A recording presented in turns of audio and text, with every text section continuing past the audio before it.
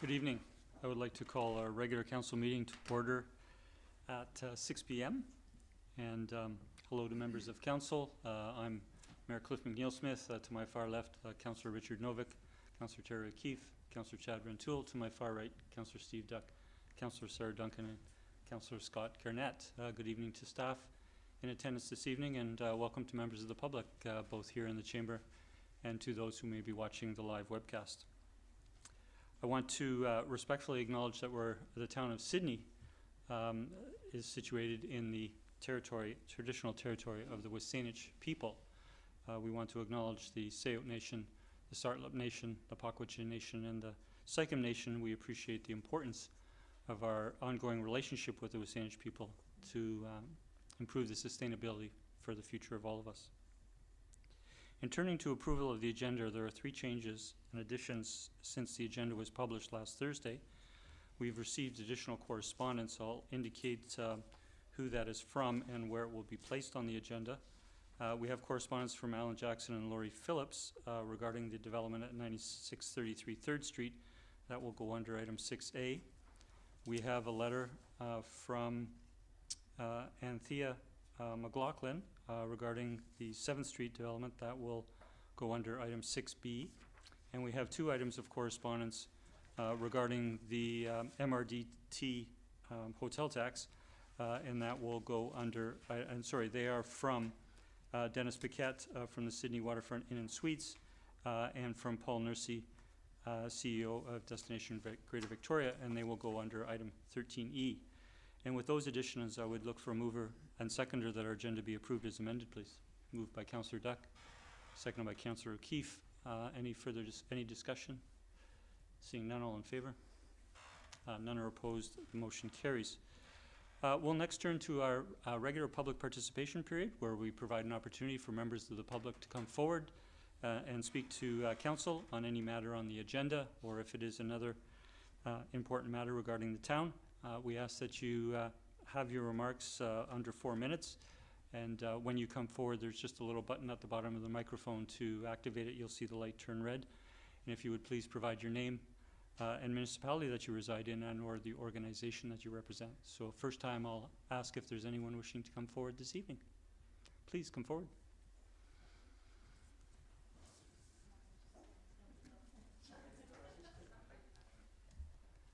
Good evening. The magic one at the bottom. Good evening, Mr. Mayor, councillors.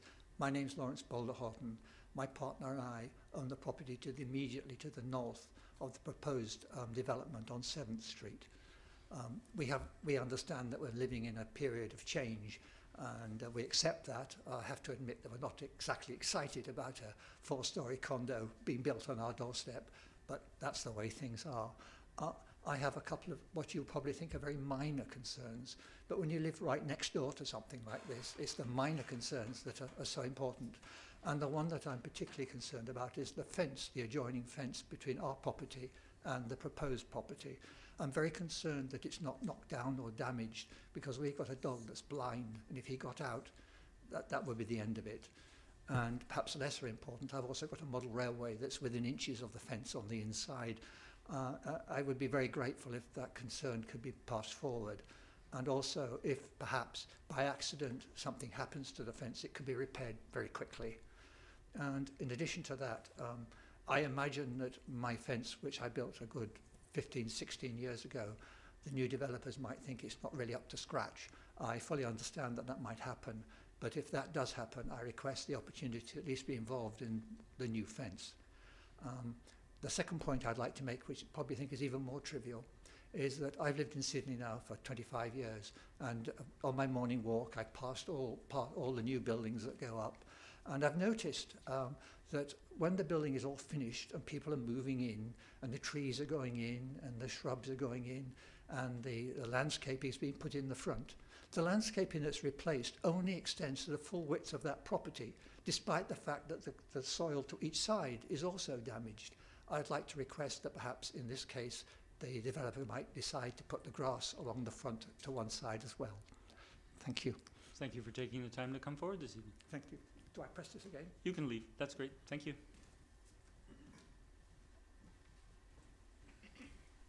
Good evening. Good evening. My name is Morgan Shaw. I am the Executive Director of the Sydney Business Improvement Area Society, or Sydney BIA for short. Obviously, I know all of you here today. This evening, I'm joined by members of the Sydney Hotel Group and directors of the Sydney BIA Board. Together, we respectfully are requesting a letter of acknowledgement and support from the Town of Sydney for the implementation of the Municipal and Regional District Tax, MRDT, or commonly known as the hotel tax. The Sydney BIA is a not-for-profit organization dedicated to increasing traffic and engagement with potential customers, clients, and event attendees across all sectors within downtown Sydney business area. MRDT funding would enable the Sydney BIA to expand our marketing efforts and elevate Sydney's profile as a premier destination.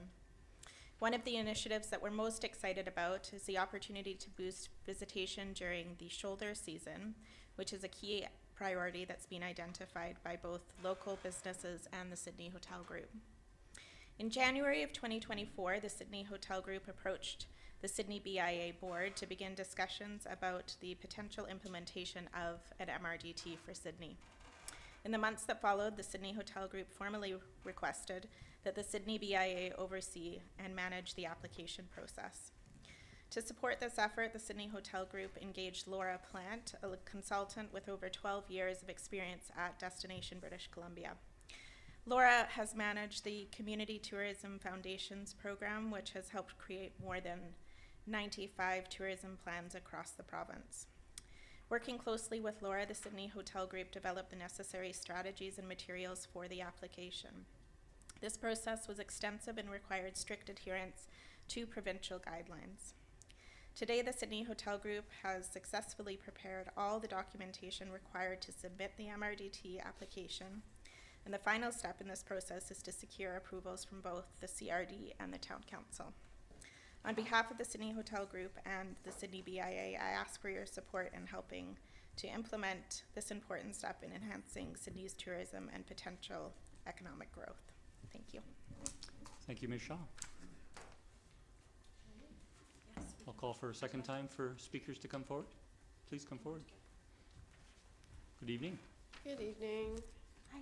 I'm Denise Pete with the Beacon Inn at Sydney. I'm the general manager there. And I'm Catherine with the Best Western since 2019, the general manager.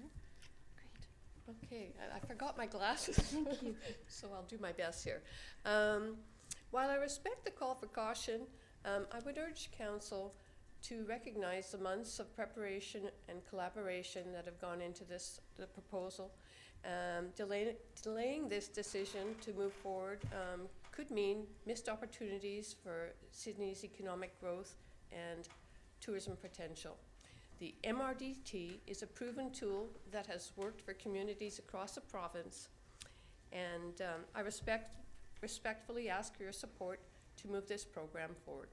Thank you. I also express my support for the implementation of the MRDT in Sydney. I had the privilege to experience the positive outcomes of tourism marketing effort paid through MRDT in other locations such as Whistler, Tofino, Nanaimo, Ucluelet. Not only in increased visitation, but also revenue growth and also job creations as well. The MRDT implementation will help develop tourism marketing programs, projects, and local community events and capturing new market segment. Our desired outcome is for travelers to discover or rediscover Sydney. I am in favor of the BIA to be the managing body, mostly due to the long-lasting and trusting relationship with the BIA and the hotel group. Thank you for coming forward. Thank you.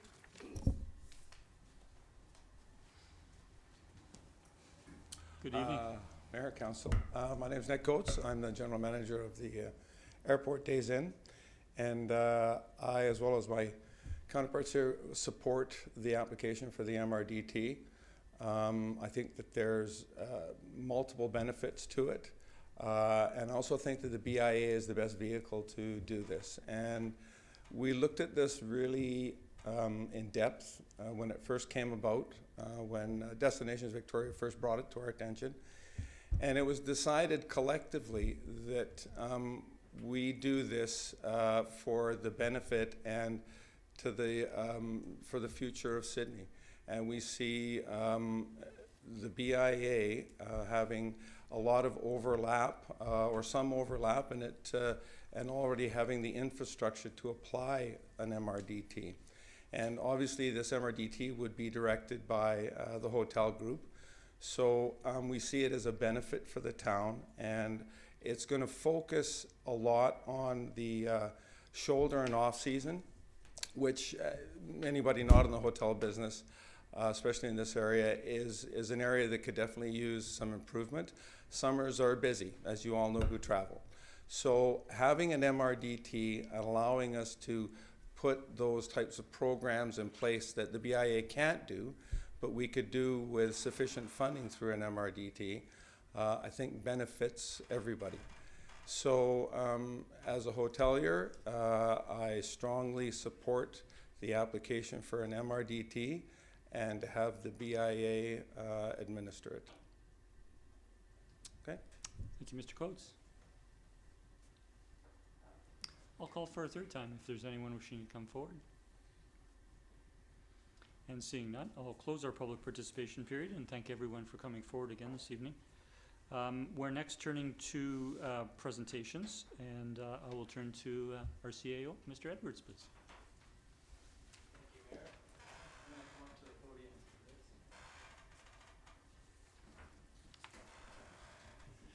Thank you, Mayor. Tonight I have the pleasure, along with you, of recognizing some of our long service awards for employees that have shown a really, truly remarkable commitment to this town and to our organization. It's rather humbling, really, to present these awards tonight of 10 years, 15 years, and 30 years to just a few of the many dedicated staff that we have here at Sydney. Not so long ago, as you all know, I worked for the province of BC for 15 years in the local government division, and I was the executive director of infrastructure and finance, and I was the deputy inspector of municipalities. And we had a pretty good handle on what the local government landscape looked like. I was fortunate enough to work with the smallest community in BC, which is Zeballos. I think they're hovering around about 91 or 100 people. They kind of go up and down depending on who's around when census comes to town. And as well as Vancouver, the largest community in BC. And collectively, us in the local government division at the province felt like we had a really good understanding of local government issues and concerns. And it wasn't until 2020 when I jumped over the fence to the land of local government that I realized that we didn't quite understand the full scope and breadth of work that local governments face. And in my short time so far with local governments, I continue to be amazed by that scope of work and the depth of knowledge that's required to deliver on the services and the expectations of communities. And it takes a strong, committed team of individuals with a diverse array of skills and experience and expertise to be able to deliver on that. And in my short time here at Sydney, I've been nothing but impressed. And I can see that all of the staff here have that level of commitment and that passion for the work that they do to make not only our town, but our community, broader community, and the organization that we all come to work in as best as it possibly can be. So I'm really pleased and humbled to be up here today to acknowledge some of these fine people. And I'm really happy that we have some other folks and some other family here with us tonight. And so, Mr. Mayor, if I could ask you to join me up here in that acknowledgement, that would be great. And so I think how this is going to go is I'm going to call out the names of folks, and then they'll come up and we'll hand off the certificate, and we can avoid photos if that's desired.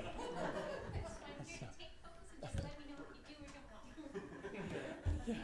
So I think we're going to start with John Griffin. Just a suggestion, Mayor. Sure. If you could come down in front, because the people at home will be able to see who's getting the awards on the camera. So if you could come down in front, that would be good, and I think people would appreciate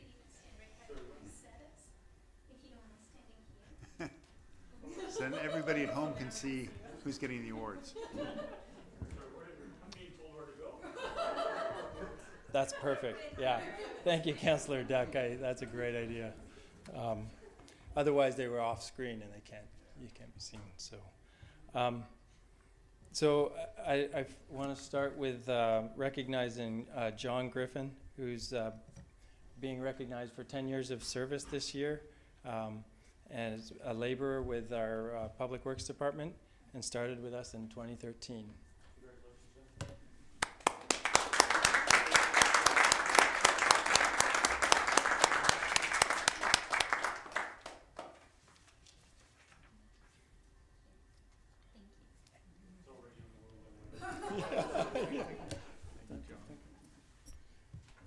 Next, I'd like to recognize Leanne Gill from Driver Services with 15 years of service. Started as an auxiliary motor vehicle clerk and promoted in 2008 to Driver Services Supervisor in 2016. And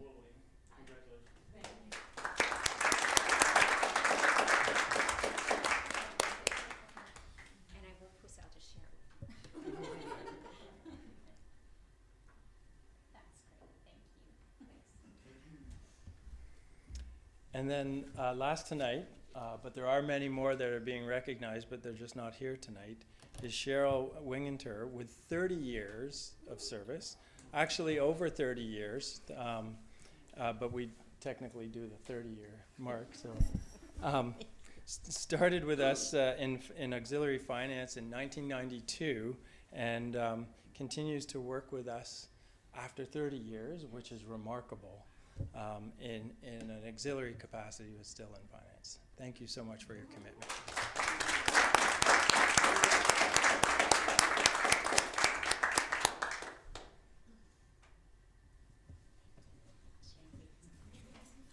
Thank you. I would like to take a moment just to acknowledge some of the others that are not here tonight, but just for the record, so to speak. We have Cliff Holiday Jr. We have a number of Cliffs in our organization.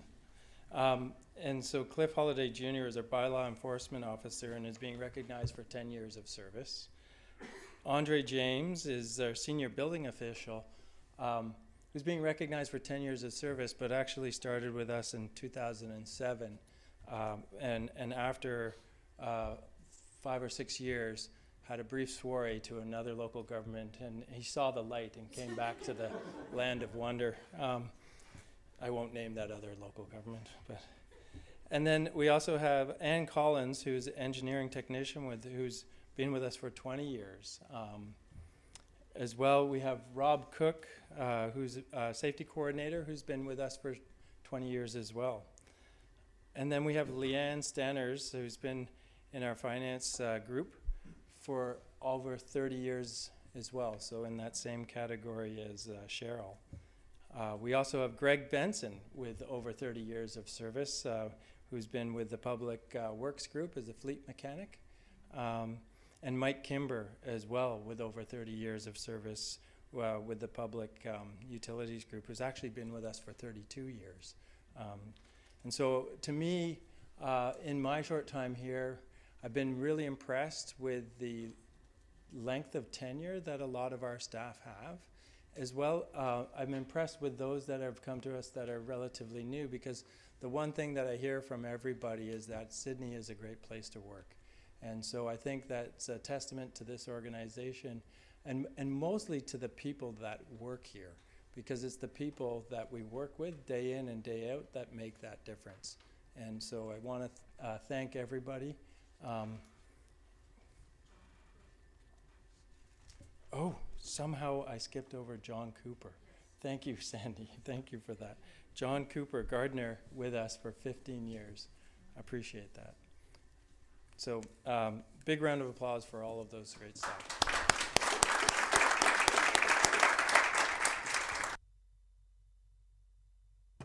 Thank you very much, Mr. Edwards.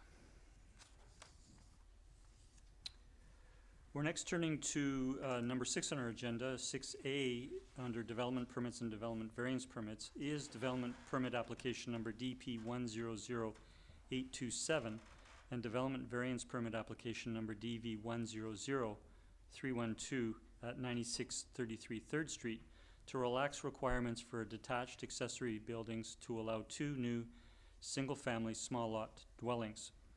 We had no written submissions received as of publishing the agenda on November 27th, but we did receive a piece of correspondence for tonight's agenda. We have considered this at a previous meeting and sent notice out to neighboring residents, and we do have a recommendation. Turn to Councillor Duck.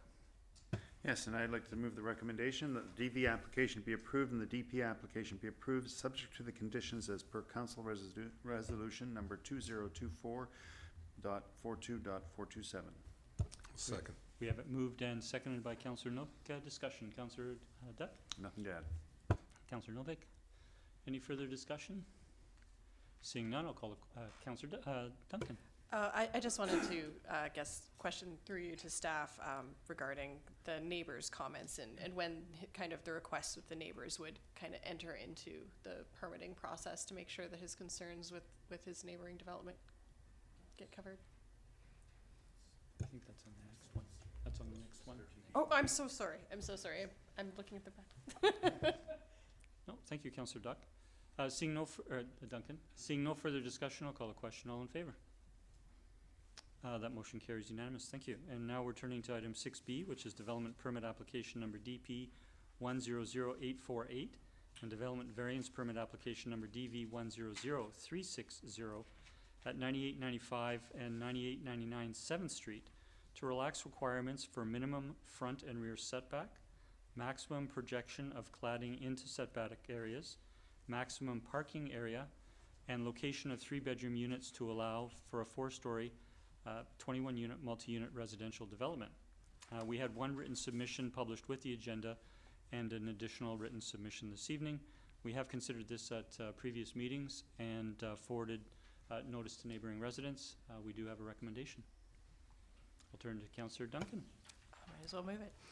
I move that the DV application be approved and the DP application be approved, subject to the conditions as per Council Resolution number 2024.42.428. Second. We have it moved and seconded. I'll turn to the mover and seconder. I guess question what I said before. Thank you. Through the mayor, the applicant's comments, or the letter writer's comments have been noted by staff, and fences between properties are civil matter between those property owners. I can't recall offhand if the landscape plan for this new development application showed a new fence on that lot line. They may well put one up, but keep it on their side. So any issues about fences between neighbors do need to be resolved between those neighbors, but I see the applicant is here in the meeting, so they've heard the comments as well. So thank you. Thank you. Thank you, Councillor Duncan. I'll turn to Councillor O'Toole. Thank you. I won't motivate further for the project, but if I could, through you to staff, just clarify with regard to Councillor Duncan's question, would it be deemed out of order by the chair or staff with respect to motion arising, just requesting that the applicant have conversations with respect to the neighbor to the north's concerns around adjacent fencing and landscaping? So through to staff. Turn to staff. Mr. Edwards. I'm not so sure that a motion arising is required. I think that's something that staff can, we heard loud and clear from the neighbor, and can pass on to the applicant. Thank you. I see the applicant here as well, so I trust that the request won't be lost on the applicant. I'll yield there. Thank you, Mayor. Thank you, Councillor. I'll turn to Councillor Gurnett. Thank you, Mayor.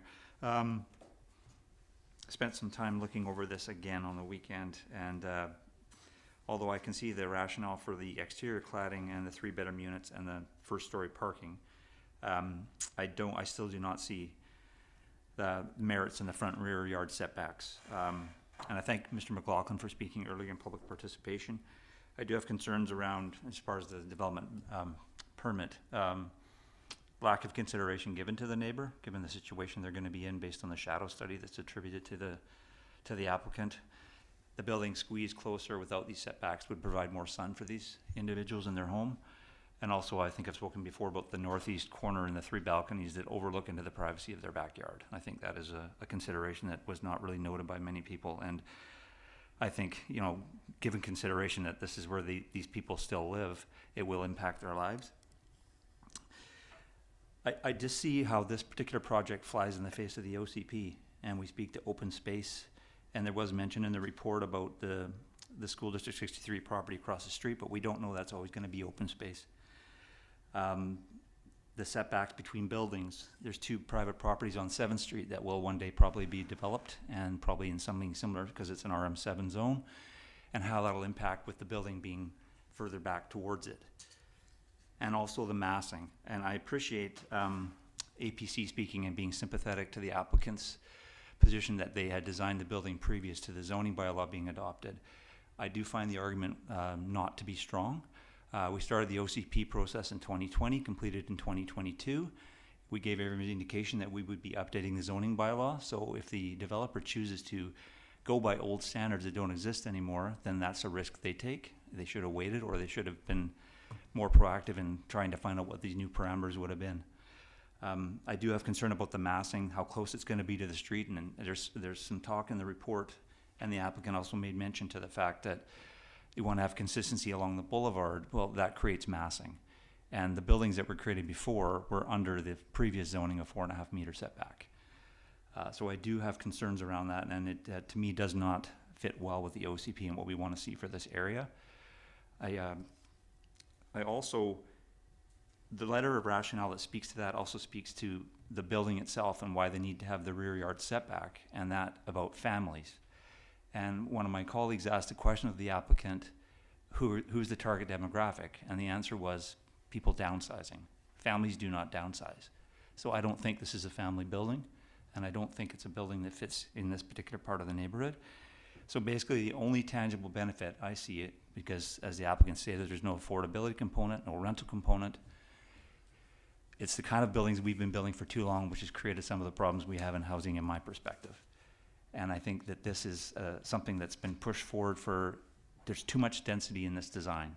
And I think that if we go this route, I think it'll have real challenges as we go forward for the developments on 7th Street. And for me, the rationale is not there. And to me, the merits are not there. The only benefit I see is that we get aid and towards our housing target that the province has given us. But as far as a building that's actually going to make a difference in the housing we need in our community, this is not it. So I will not support the recommendation. Thank you. Thank you, Councillor Gurnett. I'll turn to Councillor O'Keefe next, and Councillor Novick. Thank you. I think Councillor Garnett pretty well covered everything I would want to say, so thanks. I won't reiterate all of that. You'll be pleased to hear. But so I'll just comment that we went through an extensive OCP process. We just updated the zoning bylaw. We knew when we were updating the zoning bylaw that we wanted to, we were mindful that the province was asking us to densify in our small town with our small footprint. And so we made decisions about what we wanted our community to look like. And we increased the setback so that there would be more green space, less massing, that sort of thing. So I'm really not inclined to throw away all that work that we did, the goals that we were trying to achieve, where one of the first big developments that comes along in that area, and we're saying that we would approve this. It also setting the standard for other future developments. If this is approved, I foresee a report that comes forward for another development that says something on the lines that the request for reduction in setbacks for this development is in line with other variances that the town has provided. So, like Councillor Garnett, I have no problem with the, in regards to where the 3-bedroom units are located.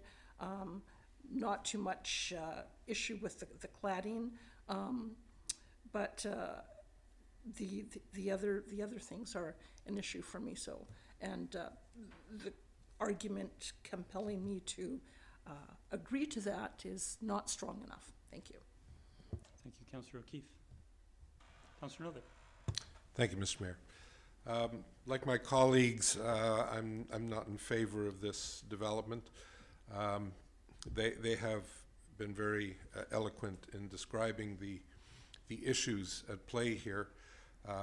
From my perspective, I say, what is the point of going through an OCP and a bylaw revision process if the first large project that comes along, or one of the first large projects that comes along, seeks to ask for variances in virtually all of the major categories, or at least many of those major categories. And I think that's inappropriate, number one. Number two, I recall the developer saying when he was questioned about whether or not it would be a problem if these variances were not granted, he implied that the project would not be economically feasible. I have a real problem with accepting that as currency.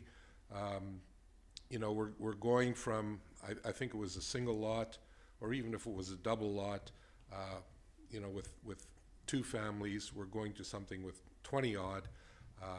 I have difficulty accepting the fact that lesser density in that space would be financially unfeasible. So for those reasons, I'm not inclined to support this as it's been presented. Thank you. Thank you, Councillor Novick. Councillor Rintoul. Thank you, Mayor, for permitting me to speak a second time. I used my time previously around the speaker and wanting to address their concerns this evening. So thank you for the opportunity. I just would comment that the type of variances that we're referring here to, just to be clear, I know my colleagues are, but for others, that one of them accommodates parking on the property as opposed to off-street. One of them is about where the 3-bedroom units are located in the building. One is about the exterior cladding and how it overhangs slightly the front of the building, I think, to give it contour and some architectural nuance. And then the significant ones that I agree my colleagues have commented on are the front yard setback and the rear yard setback. The rear yard setback is a 0.5 meter difference. The front yard setback is 1.5 meters. And I think what was compelling to APC was that this does have similar alignment to other new projects on the street, and so the building wouldn't feel out of place in that sense. And having attended that advisory planning commission meeting and seeing the level of support around that table for the project, I continue to think that it's prudent to see additional housing on the street, particularly a street which has seen a number of newer projects in recent years. So I'll pause there with my support, Mr. Mayor. Thank you, Councillor Rintoul. I'll turn to Councillor Duncan. Thank you for allowing me to speak again, since I asked questions before. I am voting in support of this application for the reasons Councillor Rintoul has already said, and also just to putting in context, neighborhood context, as well as what the variances actually are. It's important to put into context that when we received our housing report and actually saw when most of the houses and the buildings really in Sydney were built, it was a huge number. The vast majority were built in the 1970s and 80s, which was long before almost anything that we would be considering about building design, setbacks, height restrictions, any of that was mandated at all. And so we have had quite a lot of applications come forward since the OCP was done and before that, where variances were requested to fit into the neighborhood or to fit into what the pre-existing property was. So they were requesting to say put their setback exactly where the existing front of the house is, which doesn't conform to our new guidelines under our new OCP. And of course that was grandfathered in because there was never any restriction on that. The vast majority of the buildings in Sydney do not conform to the existing OCP because there weren't guidelines before. And so this building has requested variances to come into line with what was in the previous OCP for the other large development on the street. And there could be debate about whether any building anywhere should have been built to that, why they had that variance in the first place in the last OCP, you know, whether it actually restricts somehow movement or something on the street that is of a practical value. But I think it's just important to kind of look at developments in the context of the history of actual built development in Sydney and how important these variances actually are in terms of whether they're restricting livability. To say that moving a building forward or backwards on a property and that allowing that sort of thing is why we don't have affordability is a big stretch to accuse one developer, since we know it's taken 50 years of development choices by the federal government, the provincial government, our entire civilization, to come up with the problems we have now. The way we will be building buildings over the next 5 years will have almost no effect. It will take another 20, 30 years before we know whether we've made the housing crisis that was created when I was a child, when many of the people here were children, that has contributed to what we have today. So I don't want to put too much on one development and one developer than is actually there. Thank you. Thank you, Councillor Duncan. Councillor Duck. I will not be supporting this application for many of the reasons my colleagues have already shared. But in addition, I have concerns about the neighboring property who's here tonight, and I knowing they want to remain on the property for as much of the rest of the time they can. But I wonder what's going to happen with that property because it's sort of hung out to dry there. And if we continue with these setbacks, then we're going to be packing in buildings even tighter when another building has to be squeezed onto that property. So under the current application, I just can't move forward with that kind of tightness in the property. Thank you. Thank you, Councillor Duck. I'll speak not in support of the motion on the floor. I want to begin by saying that this council and the previous council have been very supportive of significant increased density as provided in our official community plan and as provided in our new zoning bylaw. In fact, the very first multifamily development that we approved was Ravens Crossing, just down the street from this development. And so it's not being opposed to the density per se, because we have allowed significant density in accordance with our new major plans. The circumstance is for me not the number of variances, of which there are 5. Other council members have spoken to them. Generally, there's a term we have used and council or previous councils have used in that do the variances help relieve our hardship? One of the purposes of being able to grant variances, which were allowed by provincial legislation, is to help remove hardships, and so or come more into line with, better in line with our OCP and our zoning bylaw. And so we can appreciate that going from, I think, approximately 40% to 60% coverage on the first floor for parking does remove a significant hardship. If we were not to grant that, the likely alternative is underground parking. We know that is a significant cost for developers today, particularly in this market. So I can appreciate there is a hardship there, and I don't have any concerns, as I think at least some of my council colleagues shared in granting that variance. In terms of the setback for cladding into setback areas, that's one that improves and that improves the project in terms of articulation. And so if it comes closer into a line in terms of the concern from the community about the articulation, massing and articulation of buildings, I think that's certainly supportable, and it's quite minor in terms of the amount of building that is actually going to project into the setback. In terms of location of 3-bedroom units within the building, we've had policy to request them on the first story or the second story where possible. There was good rationale for providing that, but we have heard from some other projects that does create limitations in the design of the project. And does it really make that much difference whether a 3-bedroom unit is on the second or the third floor? So again, I don't have a concern with that particular variance. It does create a hardship if the units are all the 3-bedroom units are forced onto the floor, it does pose a hardship to the developer. With regards to the front rear setback, going back to the letter of rationale that I read this evening that was provided in the very first presentation, it was to bring the property in alignment with the other major development, which I referred to as Ravens Crossing at the beginning.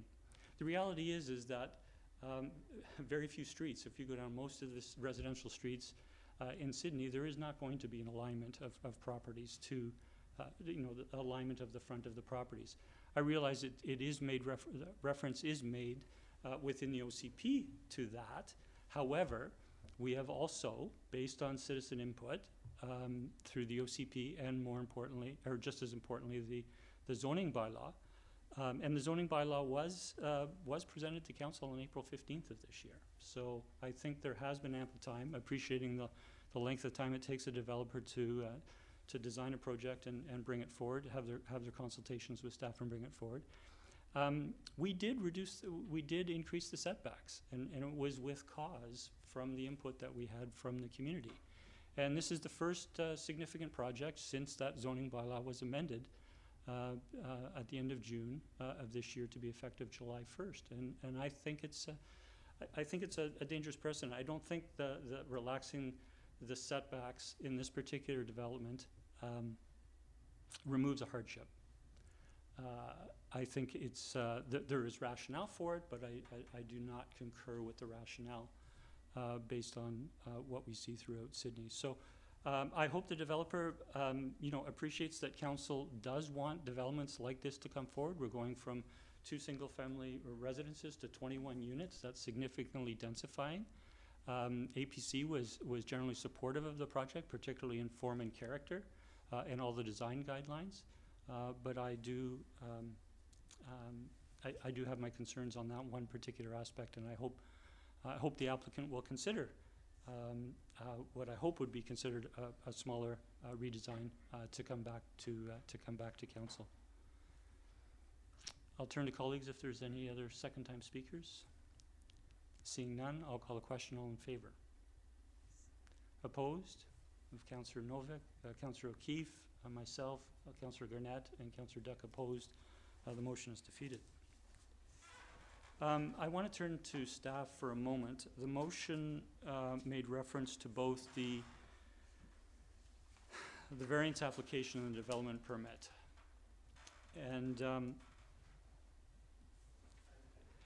And sorry, Mr. Edwards. I think given the outcome of that, perhaps clarity for the applicant with the variance request would be beneficial. Would council like to raise a motion for denying the variance application? Sorry, I'm not, can you cover that again, please, Mr. Edwards? I think because the recommendation was rejected, I think it'd be better for our records if council moved to a motion to deny the application. Okay, so the recommendation is that the DV application be approved and the DP application be approved, subject to the conditions. So both motions were on the table. Actually, I intended, and my apologies for not doing so, but considering splitting those two motions. So because, and one of the reasons is because while council may wish to deny the development variance application, we in essence, if we don't approve the development application, we don't vote on the development permit application. And so my understanding is if we do deny the development permit application, then that would force the applicant to reapply. Right, And so this, given the comments that I provided, I would turn to Ms. Verhagen, who wishes to speak. Thank you. Through the mayor, so the resolution that council just made was just a lack of approval for that both permits be approved. It didn't deny either application. So I think that's where Mr. Edwards was going, that now it would be good to follow up with another recommendation about what could happen with the variance or the development permit.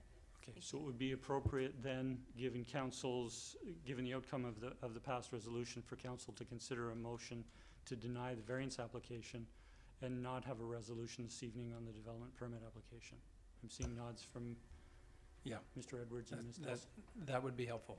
Okay, so I'll first turn to colleagues if there are any questions on that process, and if someone would seek to move a recommendation.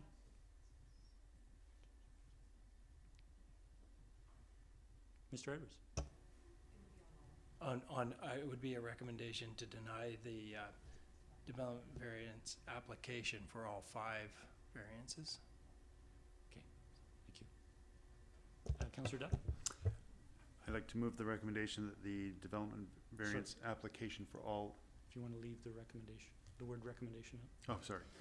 Well, it was the recommendation from out. Okay. the CAO, so I was following up on the recommendation from the CAO. But I would so move that the development variance application for all 5 variances be denied. We have it moved and seconded.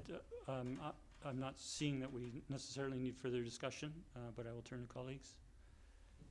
Councillor Rintoul. If I can clarify through the mayor to staff, in effect, I heard this evening that the only concerns are with 2 of the variances. I don't recall any member of council speaking to the other 3 as a concern, and so just to clarify through you, trusting this doesn't prevent the applicant from reconsidering applying for variances on the 3 that were unopposed by council.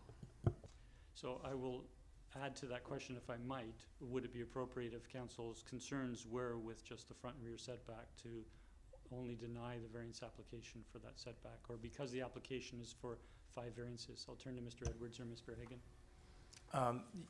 Yes, Mr. Mayor, that could be an appropriate resolution to specify which variances are being denied. Thank you. Councillor Rintoul, would you wish to consider an amendment to the motion on the floor?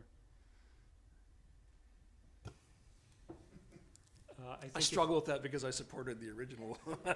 Okay. Let me see if one of my colleagues would do it. If not, I'll do it. Councillor Novak. Thank you, Mr. Mayor. Just for the record, I was not in support of any of the 5 variance applications. Okay, I have one more question through to staff. So if we were to deny all 5 variances, that doesn't preclude the applicant from coming forward with a different set of variances. They just can't come forward with the same set of variances. Correct. Okay, so that doesn't preclude the applicant from coming back with 3 out of the 5 variances.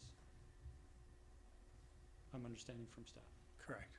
Okay, so the motion on the floor, I think, does permit the flexibility for consideration by the applicant. I'll turn to Ms. Verhagen. Thank you.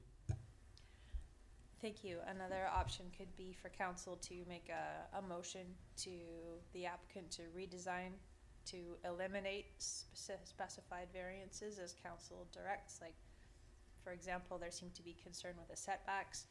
Could give direction to revise the development to comply with required front and rear setbacks. Something like that could work as well if you wanted to be specific. Thank you.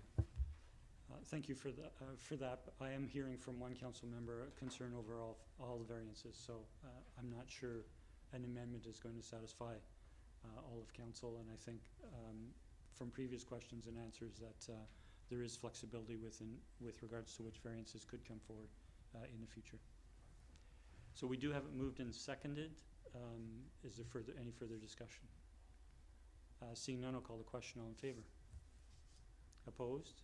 We have Councillor Rintoul and Councillor Duncan opposed. The motion carries. Thank you. And thank you to staff for that guidance. Appreciate it.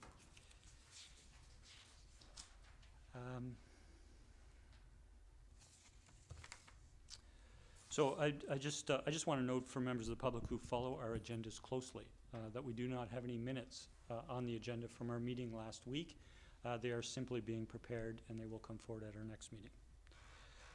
Next, I'm turning to Rise and Report from in-camera minutes, in-camera meetings from council. I'm just looking for...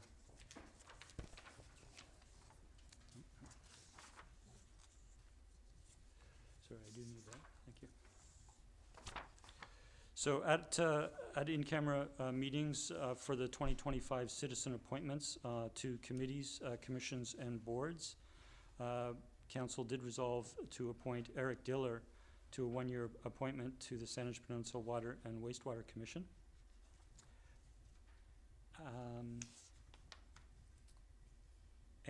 We also appointed Robert Taggart to a one-year appointment to the Victoria Airport Authority Norries Management Committee. And we sent, made a determination to send notices out. While we did have applicants, we sent notice out in the newspapers on our website for further applications for other citizen appointments, and they will come forward to council at a later date. I do want to next refer to the last Rise and Report, and that is council at a closed meeting acknowledged the receipt of a letter of retirement from Kenny Podmore, the town's official town crier, which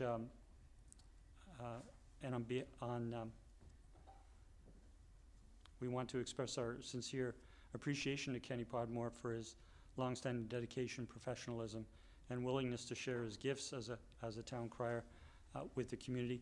In 1998, Kenny Podmore was appointed deputy town crier and worked alongside Bert Stevens, who was the town of Sydney's first town crier. And on December 1st, 2003, Kenny was named Sydney's official town crier, a role he carried out enthusiastically for the past 21 years, virtually to the day. Kenny is often joined by his consort, Ranja Chaudhry. Council and town staff will hold an event early in the new year honoring Kenny's outstanding service to the community as town crier. And I'm sure members of the community would appreciate this opportunity as well, and we will send invitation and notices of that event. And so we thank Kenny for his time and contributions to countless community events and ceremonies. And with that, we are next turning to staff reports. Point it over, Mr. Mayor. Yes. I'm just checking it on the VAA, Victoria Airport Authority appointments. Is that on hold or not to be not recognized, or? We didn't appoint anybody. Oh, okay. Yeah. Yeah, it's for information, but we didn't take any decisions with regards to the VAA Board of Directors at that in-camera meeting. Thank you, Councillor. So we do have 7 staff reports under number 13 this evening. The first under 13A is development permit application number DP 100846 at 2242 and 2244 Harbour Road to permit the form and character of a prefabricated 2-story marine industrial building. We have a report from Ms. Verhagen, our Director of Development Services. I'll turn to Ms. Verhagen for an introduction, please. Thank you. Through the Mayor, you'll recognize this application from earlier in the summer. This is a development permit application for a new marine industrial building on Harbour Road, north side of Harbour Road between Resthaven Drive and Bowden Road. The applicant wants to add this new building for marine manufacturing. There was a slight pause in the development process while it went through the site disclosure statement process with the province. That has been resolved. We received notification from the Ministry of Environment. So now it's come back to council, as was council's direction earlier this fall. So this is, again, a review of the proposed development, saying it complies to OCP guidance and to the zoning bylaw requirements. There's a short review in the staff report on how it complies to the development permit design guidelines for the Harbour Road Marine Development Permit area. In the report, a couple of guidelines are highlighted, saying that the addition of some landscaping to screen the parking area from the street would be a benefit to the building. Otherwise, it generally conforms to the guidelines. There is a short recommendation in the report that we, as a condition of the development permit, prior to the issuance of building permit, the applicant register a statutory right-of-way on title in favor of the town to allow for servicing and or public access along the south side of the property. This is because there's existing underground infrastructure. I can't recall if it's a water main, sewer, or storm main, but it's very close to property line, right near the front of this property. So if the town ever had to get in there to repair and maintain the pipe, having a statutory right-of-way over the first meter or two of private property would be a real benefit to town crews working in that area. There's also a requirement or a staff recommendation here for an access easement between the subject properties and the property to the east. That's because the way that you would access parking spaces for this development would be through that property to the east. It's not proposed to have its own driveway directly to access its parking spaces. So this would satisfy the legal side of getting to the parking spaces across a different private property. If If you have any questions, let me know. Thank you. Thank you, Ms. Verhagen. I'll turn to colleagues if there are any questions. Otherwise, we do have a recommendation. Councillor Rintoul. Thank you, Mayor. I'll move the recommendation that development permit application number DP 100846 to permit the form and character of a marine industrial building be approved subject to the following conditions. That prior to issuance of building permit, the property owner shall A, address design guideline number 25.3.48, landscape screening and parking areas. B, pay to the town a deposit in the amount of 115% of the estimated cost to complete the hard and soft landscaping for the development. C, register statutory right-of-way on title in favor of the town of Sydney to allow for servicing and or public access along the south side of the property. And D, register an access easement between the subject properties and the property at 2248 Harbour Road to allow access to vehicle parking areas and encroachment parking spaces extending beyond property boundaries. We have it moved by Councillor Rintoul. Second. And seconded by Councillor Gurnett. So I'll turn to the mover and seconder. Yeah, thank you. I'm in favor of seeing this move forward, and I appreciate town staff's efforts to help with the site disclosure and trying to expedite that through the province. I know this was somewhat grant dependent, the timing of this. To that end, and I know Councillor Keith had a similar question earlier, if staff could just confirm for us that the statutory right-of-way, for example, if I may through you, Mayor, and the easement here, if the applicant is already prepared and understanding that those are items that they would expect to complete. Ms. Verhagen. Through the mayor, yes, the applicant was aware that those would be required for this development. Thank you. Thank you. Thank you, Councillor. Councillor Gurnett. Not seeing any further discussion, I'll call the question. All in favor? That motion carries unanimous. Councillor, I'd like you to consider that with the participants from the hotel group and the BIA in attendance this evening, I would like to jump forward 3 items on the agenda. So we will pause on item 13B, 13C, and 13D. And if we could go to item 13E, which is a letter of support for creation of hotel tax. And I will turn to Mr. Edwards for an introduction, please. Okay, thank you, Mayor. Myself and Andrew Hissick, our Director of Finance, will be introducing this, and I just wanted to make some opening remarks that both myself and other members of our senior staff team are in support of this application, and I just wanted to highlight that this is a provincial process, and it's the provincial government that lays out the consideration, application, and approval of such applications, and they do look for a town or municipal or regional district support for such applications, but it's not a town of Sydney process. So I just wanted to be really explicitly clear about that.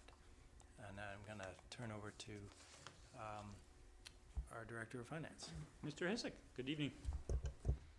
Thank you, Mr. Mayor. So over the past year or so, we've been aware that the local Sydney Hotel Group have been discussing with the BIA the possibility of reconsidering an MRDT in Sydney. And I say reconsidering because about 7 years ago we did briefly look into this, and there was no appetite among the hotel group to proceed. So when the town was made aware of this initiative, at the staff level we indicated a willingness to support the efforts in whatever way we could if required.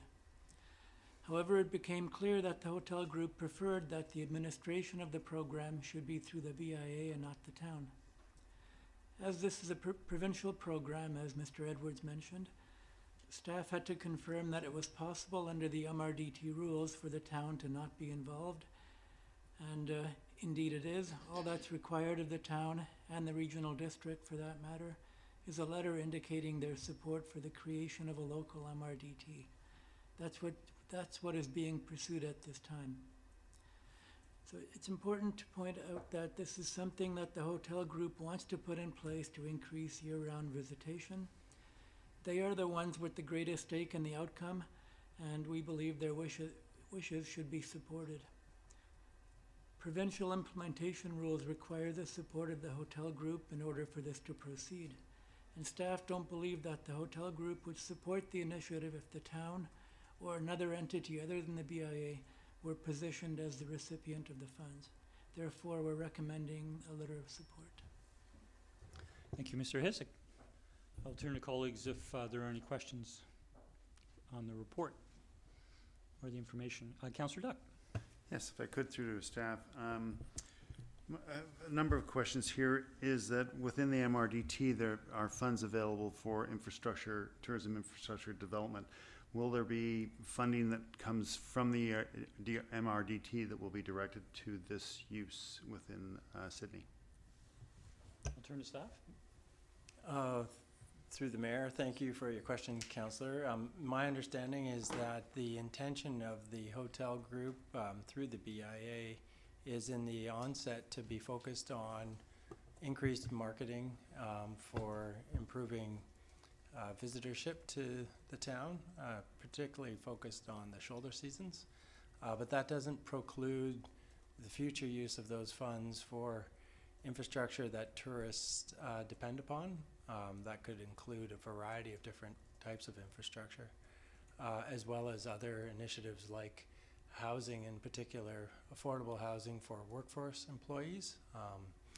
But staff have been discussing these elements of the program and support the creation of the tax in our town, and perhaps once the program is up and running and starts to level out and there becomes more certainty and surety in the revenue stream and the impacts of the program, that there may be opportunities for discussion of expansion of the use of those funds beyond marketing, and there'd be a clearer picture of what the investment opportunities would be.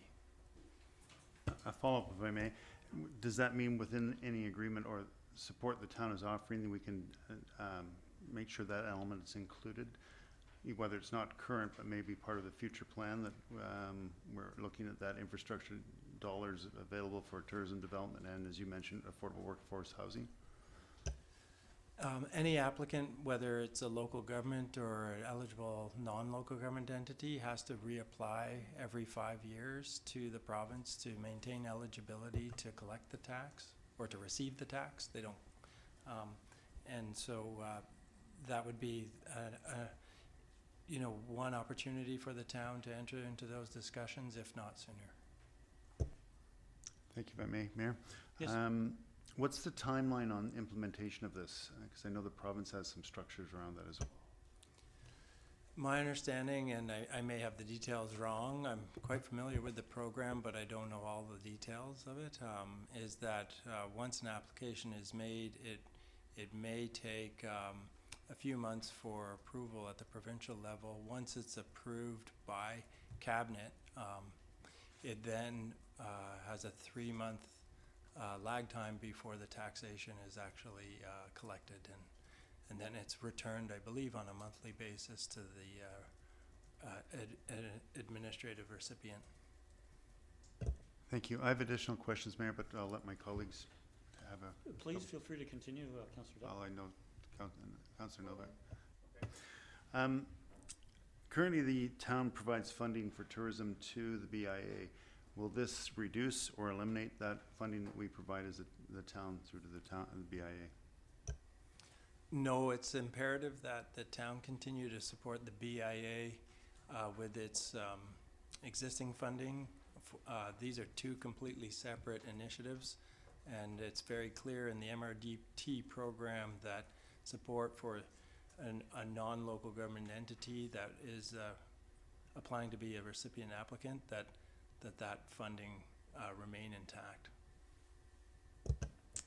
Okay, and I'm assuming, you may not be able to answer this, staff, but this will add to the cost of a room in Sydney in terms of the hotels are already paying the levy on the BIA tax, and this will be in addition to that levy tax, correct? That's correct, and as Mr. Hisik pointed out, we do want to acknowledge that it's the hoteliers that will absorb and take on all the risk of this project, and that it's our understanding that they've done their due diligence and that they feel confident that the tax burden that they will be imposing is of greater benefit to their business and the community as a whole. There, thanks. Thank you, Councillor Duck. I'll turn to Councillor Novak. Thank you, Mr. Mayor. Through you to Mr. Hissick, just one question. Notwithstanding the fact that the Hotel Association had asked for the BIA to administer this cash flow or tax, could you provide the rationale on why the town would not or should not be the administrator of this tax? Thank you, Councillor. Through the chair, simply because we weren't asked to. There is some workload associated with this, so we would obviously do it if they approached us wanting to be the recipient of the funds, but that's not how it came to be. One Councillor follow-up. Novak, please, go ahead. Again, through you to Mr. Hissick. Is there any advantage to the town being the administrator of this fund as opposed to a not-for-profit over the long stretch? There's potentially some greater input into how the funds are used, but that comes with the additional offset of having to be more involved. And again, we weren't asked. Thank you. Thank you. Thank you, Councillor. I'll turn to Councillor O'Keefe. Thank you.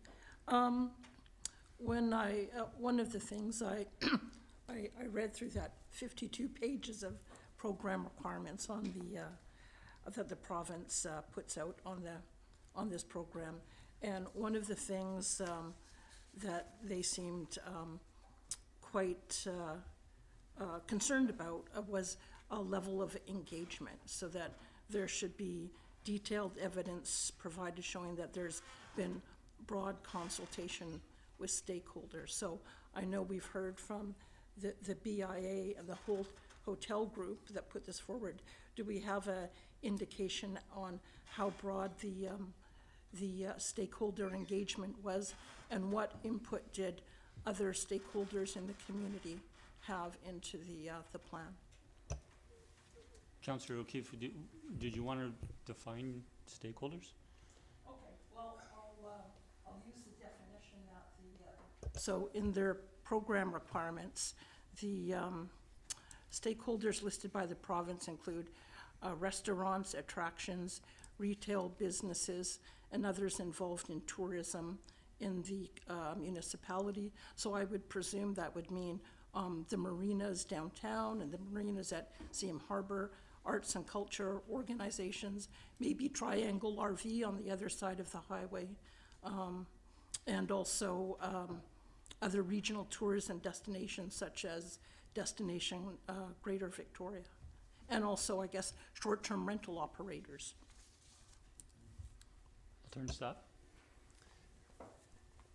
Through you, Mayor, to Councillor, I can't propose to speak on behalf of the BIA for all the engagement that they conducted, but the BIA in and of itself is a representative organization for businesses in Sydney, and the core businesses that would be impacted from this initiative. And I know that the board of the BIA is in support of the application, and so I would presume that that's an adequate engagement with the stakeholder group beyond any individual discussions that they may have had. And I do want to just reiterate that in order for any application to this program with the provincial government, you must have the majority of support of the hoteliers or the accommodation providers.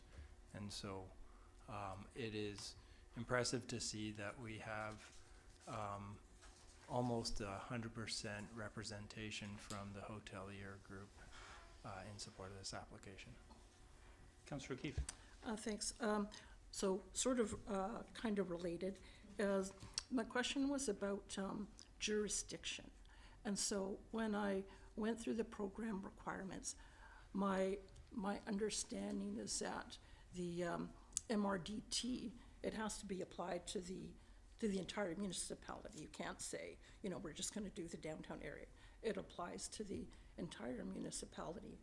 And the other thing that I picked up is that whoever is the designated beneficiary of the funds also needs to have a mandate that mirrors that, so that they have a mandate for the entire municipality, which the BIA does not have. So their mandate under their constitution and bylaws is restricted to the downtown area. And that's who they're looking to, you know, who they're required to support. And so what I wondered was, there's tourism, there's businesses outside of the BIA that would be, whether it's short-term rental operators or the Marriott Hotel that is outside the area. And so I wasn't sure how that works and whether we had any legal opinion or advice in terms of, an organization that really within their constitution only operates within certain parameters, but they are collecting a tax for the entire municipality and providing support for tourism-related businesses outside of their area, which is a good thing, but whether they have the mandate to do that. Through the mayor, thank you for your question, Councillor. It's my understanding that the BIA does meet the eligibility requirements of the program, and I don't believe a legal review of that is required. And I do know you're correct in that their jurisdictional boundary for the program has to cover the entire local government area. But I do not think that the BIA's primary focus on the downtown core is a limiting factor in regards to their eligibility. And I do want to turn to Mr. Hissick as well on this question. Mr. Hissick. Sorry, just a reminder that they also hold the Visitor Information Services contract, which is more where this aligns in terms of their mandate throughout the town, because they provide that service for the entire town, not just their area. And just, Sorry. If you could turn your microphone off, Councillor O'Keefe. If you It's could on turn your now. microphone off, Councillor O'Keefe. And so, we don't have a point of clarification, we have point of order, point of privilege. If it's a question, I think it should go in turn. I'll pause for my opportunity to speak. Thank you. Thank you. Mr. Mayor, Please. I'm not sure what, just for the benefit of the public, we're not sure what's going on with our microphone system. sorry, I think that was me. No, this has been going on for 10 or 15 minutes, so when your microphone goes on, at some point in time, your microphone start beeping red, and my second red light goes on, so I can cancel the beeping part and keep your microphone live if I keep pressing the left-hand portion. So I will endeavor to keep you live. Thank you for CAO keeping us Edwards. alive. I just, you know, for clarity, you know, in my interpretation of the application requirements, I do not see that the BIA could be considered not eligible. So. Thank you. Councillor Keefe, you had the floor. Your microphone. Sorry. I think I'll leave it there for now. Thank you. Thank you. Your microphone again. Thank you. Councillor Duncan. Thank you. I just had one question. It was a follow-up to one of Councillor Duck's. So the MRDT funds were not intended to replace anything that the town provides. Those are under very separate agreements. And the MRDT goes towards infrastructure and services that I'm sure there are many that they can think of that they would need. Are some of those costs, could they go to staffing requirements if they needed to? If there was, is there limitations towards them supporting staffing if that was one of the things that they required in order to run visitor services, for example? Or, you know, a concierge service that they had for transportation to the airport as the perennial problem? Through the mayor, thank you for the question, Councillor. I'd have to turn to perhaps the applicant to be able to confirm that, but my understanding is that the initial scope of work is focused on marketing, but the program does provide the opportunity for infrastructure as well as housing, and I do believe that staffing is a feasible element, so long as it's directly linked to the 5-year plan that they provide to the province. I'll endeavor to be helpful in that. My understanding, there is an MRDT in Victoria, City of Victoria, and there's an MRDT in Saanich. And in both of those instances, there is an administration fee that the administrator can impose for administrative purposes. Yeah, thank you. Councillor Rintoul. Thank you, Mayor. I just want to ensure through you to staff that I correctly understand the recommendation and the scope of our involvement here. The town is being asked to provide a letter of support for Sydney hoteliers and the Sydney Business Improvement Area to make this application. And I'm just making sure that that's the extent of what we're being asked to do, because I'm hearing some queries and some answers from staff that relate to the provincial authority and how they could potentially evaluate this. So I just want to make sure that I haven't missed anything. We're being requested for a letter of support for this to move to the next step. Is that accurate? Through the mayor, to you, Councillor, that is correct. The province does require that if it is a non-local government entity, that both the municipality and the regional district provide a letter indicating their support for the application. Thank you. So we're not being asked to make confirmations as required in the 52-some page application process. That's the province and that's the SBIA dealing with that. That's correct. Thank you. If there are no further questions, we could always have a motion on the floor and then we can continue to ask questions. Councillor Novak? Thank you, Mr. Mayor. With your indulgence, I have 2 more questions. First one through you to Mr. Hisik. Getting back to the discussion of the SBIA being asked to take charge of this project, had the Hotel Association asked the town to administer this project, could you give us a sense of whether or not the town would have the ability to do it and the will to do it? Sorry, I'm going to interject for a moment. That's a hypothetical question. The circumstances we have before us is an application from the BIA and the hotel group. It's a hypothetical question with regards to another entity managing the project.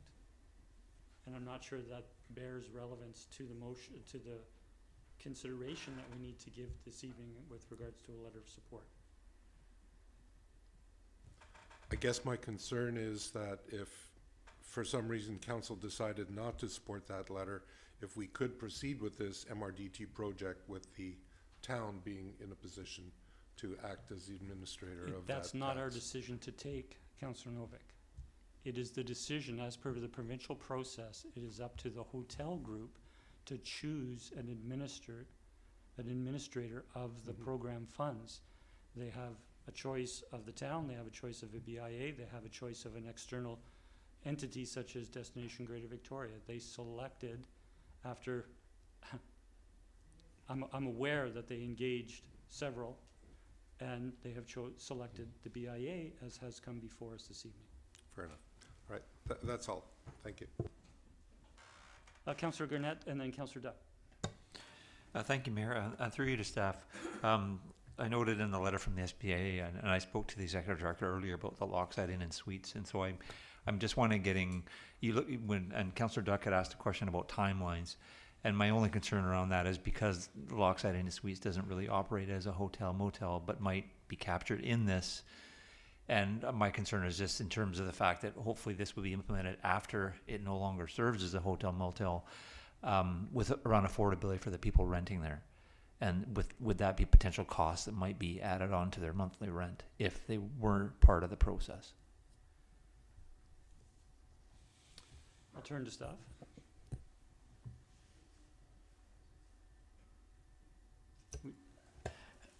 I'll turn to Mr. Hisik. Yeah. That's difficult to answer. I'm told there really is no monthly rent because of the nature of how they are supposed to operate. And as you say, hopefully this doesn't kick into effect until after they're no longer in that use. Thank you. I realize what should and shouldn't be in the real world, but I am concerned for the people that are living there and knowing their affordability concerns. So that was the only comment I had to add. Thank you, Mayor. Thank you, Councillor. I'll turn to Councillor Duck. Yeah, if I may, Mayor, through you to staff, following up on Mr. Hisik's comment about this would be part of what they're doing under the tourism funding we provide them. Is there any concern about duplication of effort here relative to the funding we provide and then the MRDT funding? Staff don't have any concern about duplication of effort. It's pretty clear division of responsibilities and requirements, and so there's no concern at a staff level. Okay, thank you, if I may, Mayor. There was some relation in the application relative to cooperating with other agencies outside of the town. I have a concern about just dilution of funding going to through other agencies. Is there some indication of how or whom they will be participating within this marketing program? Thank you.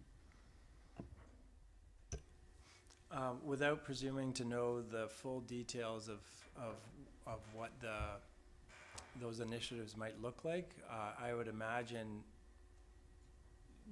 in order to achieve the goals of this initiative, there would need to be that collaboration with external agencies such as the Destination Greater Victoria, Destination BC, and other entities like that to try to amplify the marketing opportunities that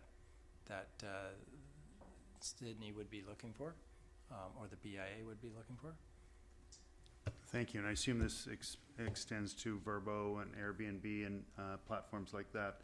Correct. And that they've got an agreement from those platforms to collect that funding, that tax funds from those facilities that are marketed through those platforms. Any accommodation provider will be subject to this tax. Yeah. And finally, my final question is that based on the report, they're indicating about somewhere in the neighborhood of $400,000 to $500,000. What is the fiduciary responsibility? Who covers the fiduciary responsibility of managing those funds and accounting for them and their expenses? Given that we're giving support to that, we have a role that we're responsible for the community for all funds that are collected in the like, how's that managed? Who looks after that? Sorry, Thank you. we just to clarify, we would not be responsible for funds collected as part of the provincial tax program. It's not coming through the town of Sydney. It's That's provincial correct. tax. It's would be a program that's run directly with the BIA and the provincial government. The funds would flow directly to the BIA from the provincial government,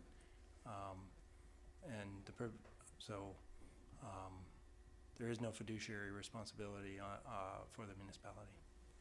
Thank you. Thank you, Councillor. Councillor Rintoul, I'm happy to move the recommendation if you're ready, Mayor. please. Second? Sorry, we'll read it in. Thank you. Not a problem. I'll read the recommendation that the town provide a letter of support for the Sydney Hotel Group and Sydney BIA's application for a municipal and regional district tax of 3% in the town of Sydney from 2025 to 2030. Second. And we have it seconded by Councillor Duncan. I will turn to the mover. Thank you, Mayor. My appreciation to the hoteliers for being here this evening, members of the SBA board and executive director.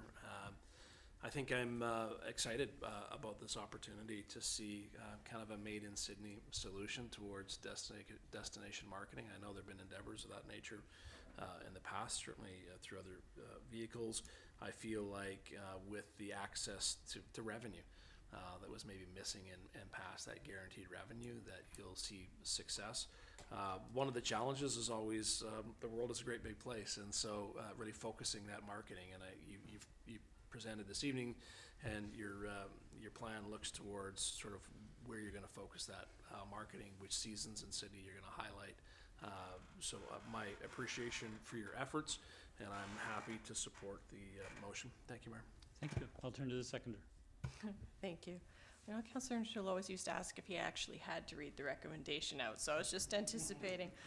Yeah, I'm happy to support this. I think from the perspective of the towns and how we would review this is whether or not we want to endorse this or not, is whether we saw any downsides to doing so, whether it created more work for our staff, whether it would impose any additional costs to us later in terms of our necessary support to the SBIA or anything else, which is why I asked the question I did.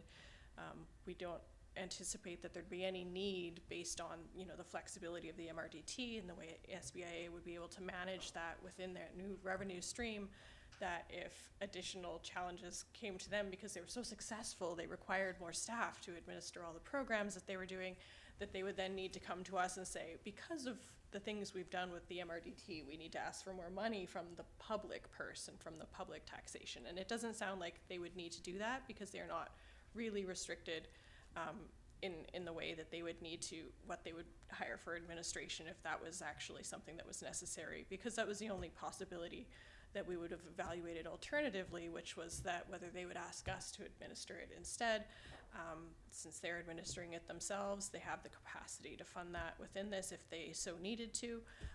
I don't see any reason not to support it, and I'm happy to support them in what they're needing to do to bring in more to support their own businesses. Thanks.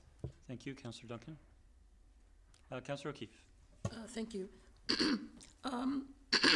I think at some point maybe at some point in the future, I might support the proposal that's in front of us. I currently don't.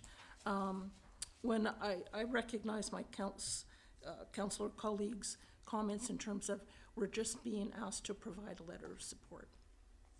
And so when I look at that, the fact that the provincial government has asked us to sort of endorse that, we do have, I feel, responsibility and some authority, due diligence in terms of whether this approach is the best for our entire community. Some of the things that I would have liked to seen goes to stakeholder engagement. So yes, it's the hotel group that has brought this forward, but my understanding of the tax is that it's not a tax just for the hotel group to administer as they see fit. It's funds that are to come in that are to be just for the benefit of the entire community. The reason I asked about stakeholder engagement, well, it sounds like all the hotel people are on board. That's great. I didn't hear that there was a lot of engagement beyond the downtown area and other stakeholders.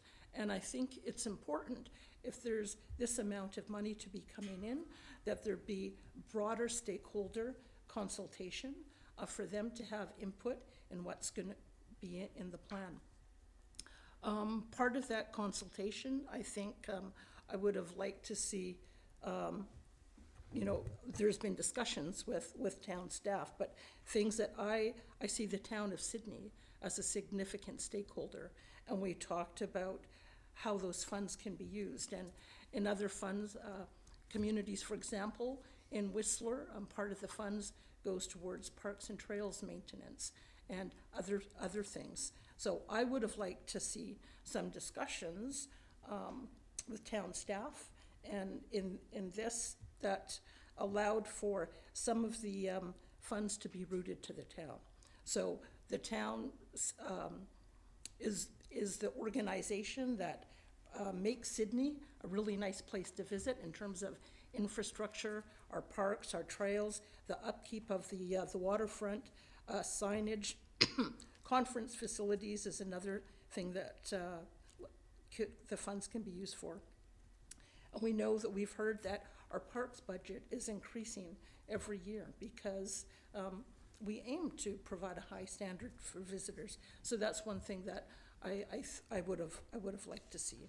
And I would have liked to see how our goals for economic development strategy would be incorporated into the 5-year plan.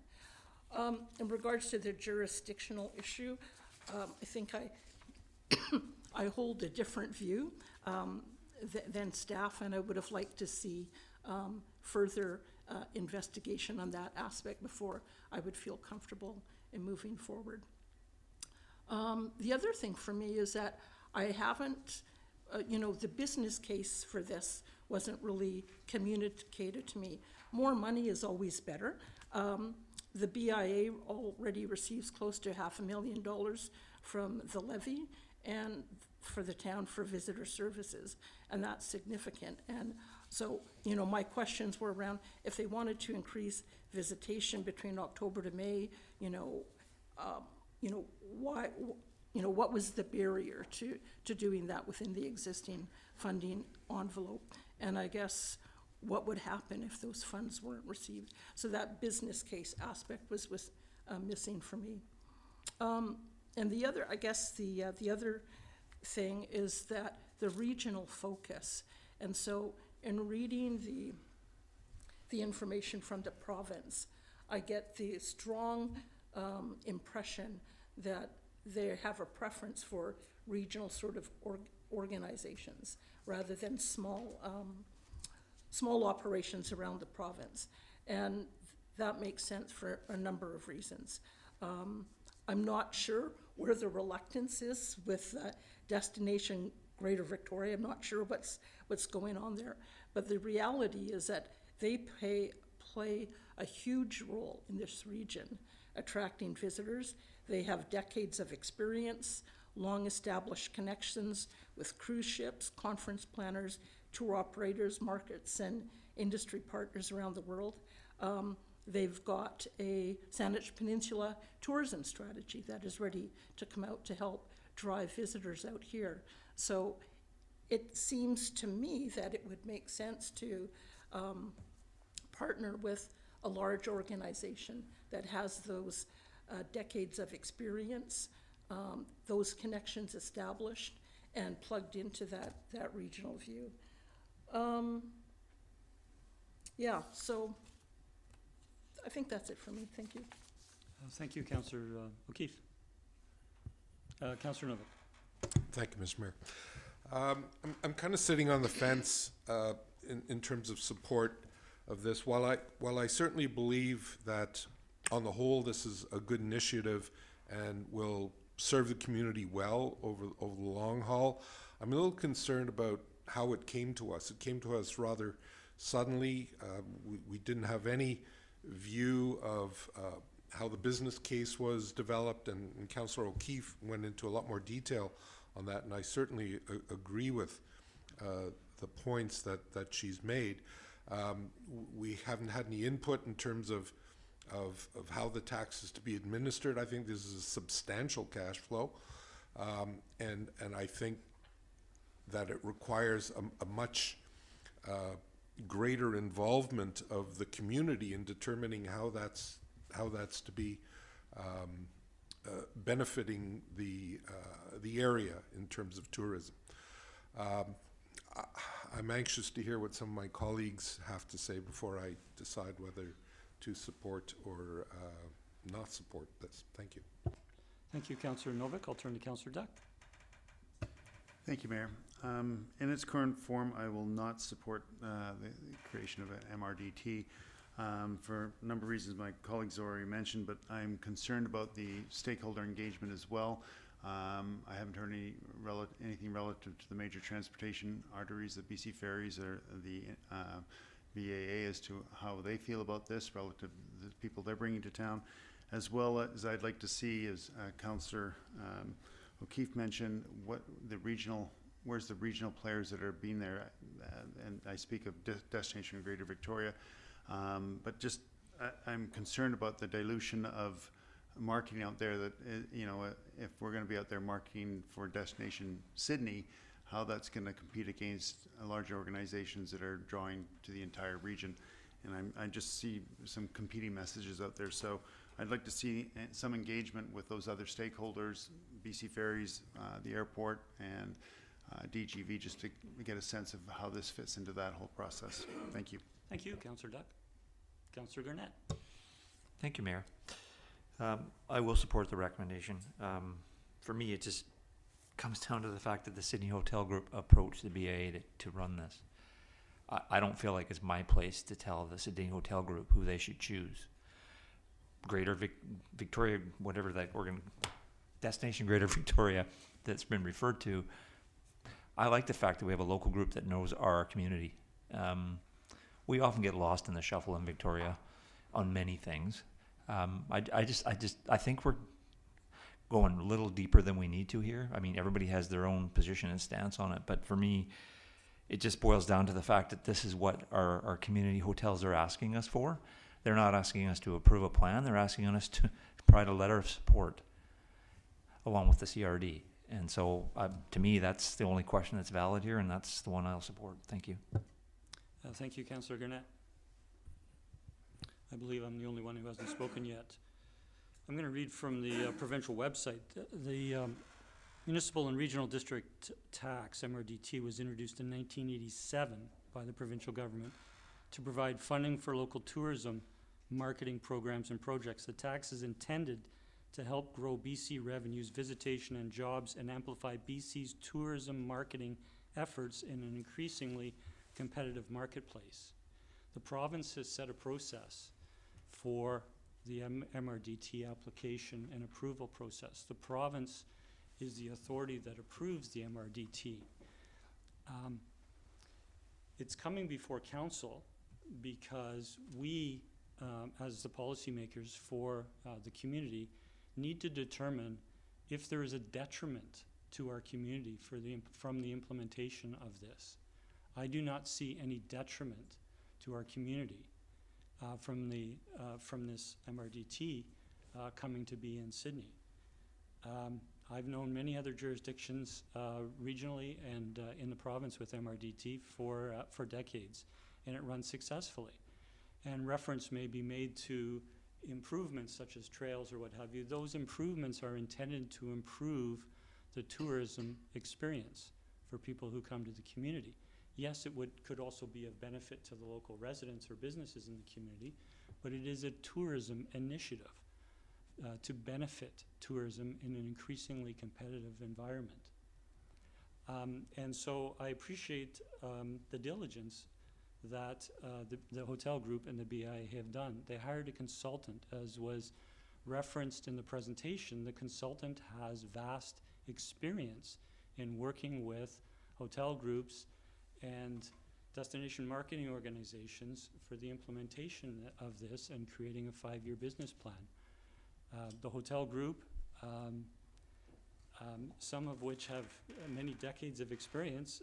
One of the letters of correspondence we have this evening is from Dennis Paquette, family ownership of Sydney Waterfront Inn and Suites for it's got to be 60 years now, or it's more than 50 years. It's 60 years. I apologize for not being able to attend the meeting. Please accept this email as my supporting vote that I'm in favor of our Sydney Hotels' commitment to enact a local MRDT. We have the hotel group come together to implement. They are taking the risk. They are the ones that are imposing this tax on their rooms, on their services, for their guests, to the benefit of tourism for our community, which will have spillover effects for the larger business community. I don't think you have to ask a restaurant if more tourists in our community is going to benefit them. The accommodations in our community are outside of are in different parts of our community. They're not just in the downtown. So I appreciate the diligence that was done by the hotel group and by the BIA, and I fully support us providing this support in the process going forward. I'll turn to Councillor Duncan for a second time. Thank you. Just briefly, I didn't want to repeat what you were saying about, but I did want to address, because I know the public reviews, the SBIA and our various partner organizations that come forward with requests for budget time very carefully. And so I thought it was just important that when we're evaluating this about whether or not they've done their stakeholder engagement or whether this was somehow unknown to the town that they would come forward with this application. I think this might be slightly, that the appearance of it seeming sudden would be because we already have such a good working relationship with the SBIA, staff to SBIA. Certainly the staff would not have seen this for the first time in this application, and they have been in contact with them. You know, as was mentioned by Mr. Hissick, this came up 7 years ago. This is not new to members of the SBIA board, other members of council, other members of staff, and so I think the misfortune of it coming, you know, before the public tonight in this meeting is to not to have seen all of that between the stakeholders when they were actually discussing their business and what they would be requesting. And so when it comes to council, what they're requesting is a letter of support, because we are the ones who are looking at it from the perspective of, as Councillor O'Keefe was saying, you know, town services and what can the town get out of things when we are providing for the entirety of the town. And certainly since the SBIA is here, they have heard the kind of things that other municipalities have used it for. They know what their visitors say about our town. They know what they're marketing our town on. A lot of it is that waterfront and beauty of the waterfront and the access to the parks. And so it's very much within their interest that if increased visitation or use by tourists affects that in some way, for example, we need more garbage cans, we need better path maintenance or something in our parks budget.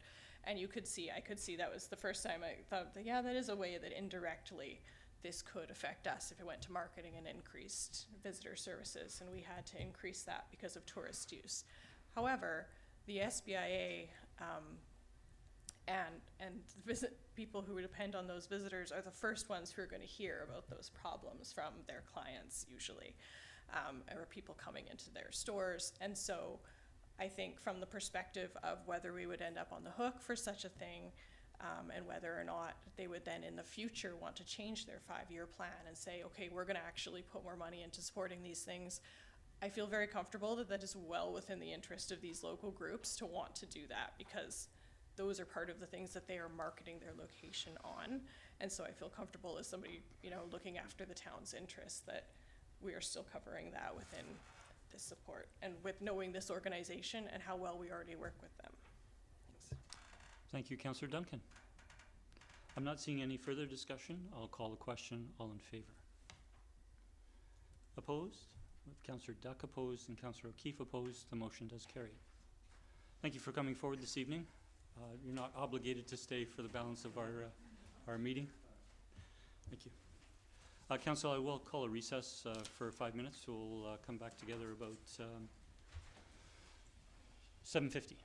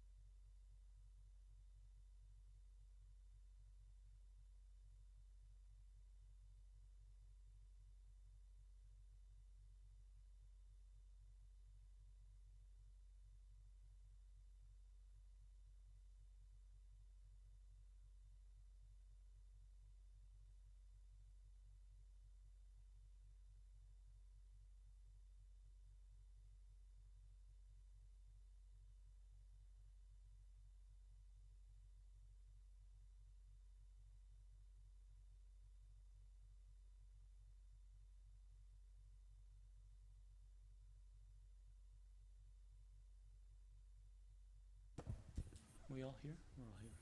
Okay, we'll reconvene, and we're next turning on the agenda item under staff reports to 13B, which is the provincial housing and development legislation update. We have a report from Mr. Newcomb, our Director of Community Planning, and I'll turn to Mr. Newcomb for an introduction, please. Good evening. Thank you. So this report details some legislation that the province started passing in the fall of 2023 and continuing into the spring of 2024.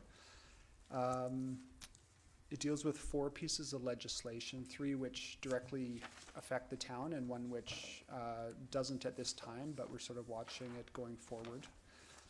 The first piece of legislation, Council will remember from last year, Bill 44 required municipalities to update their zoning bylaws for small-scale multi-unit housing, which was completed last spring. And it also required the update to an interim update to housing needs reports, which was completed last month. 2 other requirements out of Bill 44 are affecting Sydney and will be dealt with in 2025. So these are updates to the OCP bylaw and the zoning bylaw with a requirement to essentially pre-zone the town for 20 years of housing supply. That 20-year number is found in the interim housing needs report. So staff are already working on these 2 documents. Currently, we're undertaking an analysis of the remaining housing supply in the current zoning in the community. And so the scope of that project will really depend on that analysis and where we are in terms of that housing supply currently. The next piece of legislation I'd like to cover is Bill 46. So this is a development financing related amendment to the Local Government Act. It brought in some changes to development cost charges, or DCCs, expanding the scope of that development financing tool. And it also brought in a new tool called amenity cost charge, or ACC. And this just provides more options for the town, for municipalities in general, to consider when funding community amenities and infrastructure through the development process. So staff have kept a close eye on this legislation, and we'll be incorporating what we can into the ongoing DCC bylaw update that's currently underway. The next piece of legislation is called Bill 47. So this is the piece of legislation that doesn't currently affect the town of Sydney. It's called the Transit-Oriented Areas Amendment Act. And what it does in BC is it brings in some specified areas that the province has designated called transit-oriented areas, and it mandates a minimum density and minimum height around those transit-oriented areas for development. It's, I think, notable because it's the first time that the province has really directly intervened in this way with regard to development density and heights, and so I think it's just something that we should keep an eye on going forward, and be considering it when we do look at land use changes and amendments, just for reference at the very least. There's not a lot of information on the criteria that the province uses to designate these transit-oriented areas. So it's a bit of an unknown for Sydney's future. The last piece of legislation is called the Housing Statutes Amendment Act 2024, Bill 16. So this is a fairly wide-ranging piece of legislation. One of the most significant pieces of it is that it brings in something called tenant protection bylaws. Council's aware that the town currently has a tenant assistance policy. So this policy is really only usable in a rezoning scenario where council has that discretionary ability to implement the policy. And in contrast, tenant protection bylaws give municipalities very similar powers to what is in our tenant assistance policy in regards to tenant compensation and being able to rehouse tenants after a development happens. But it provides municipalities with much more authority to make the development contingent on a property owner abiding by that bylaw. So the town is able to refuse a development permit or refuse a demolition permit until there's compliance with a tenant protection bylaw. So it's quite a powerful tool that the province has brought in. 2 other sort of related elements in Bill 16 are a requirement around density bonusing and also around inclusionary zoning. inclusionary zoning being the inclusion of affordable housing units within zoning requirements. The first requirement around density bonusing, the province is now requiring municipalities to undertake a financial analysis of any zoning bylaw that purports to require density bonusing. This is to make sure that the amenities being requested through that density bonusing process do not negatively affect the viability of development. The inclusionary zoning requirement is very similar. A financial analysis is required, and any bylaw that gets adopted needs to not negatively affect development viability. So the province is looking to sort of balance the amenities that municipalities are requesting as part of development with the need to get new housing built. So these are two things that I think staff are going to be looking at. Right now, there's only a specific requirement around the density bonusing side of that, and because the town already has a density bonusing provision in its zoning bylaw, we will need to do a financial analysis in 2025 to make sure that that level of amenity that's being required is viable, allows for viable development going forward. Another aspect of Bill 16 is the appointment of a local government position known as a servicing officer. So this would be appointed from existing staff, and it gives the servicing officer position the ability to ask for certain things with a building permit when a development goes forward, most notably road dedication for active transportation infrastructure. So given the town's active transportation plan, that's a position that we'd be looking to bring forward for designation as soon as we have more information from the province around who can be in that position.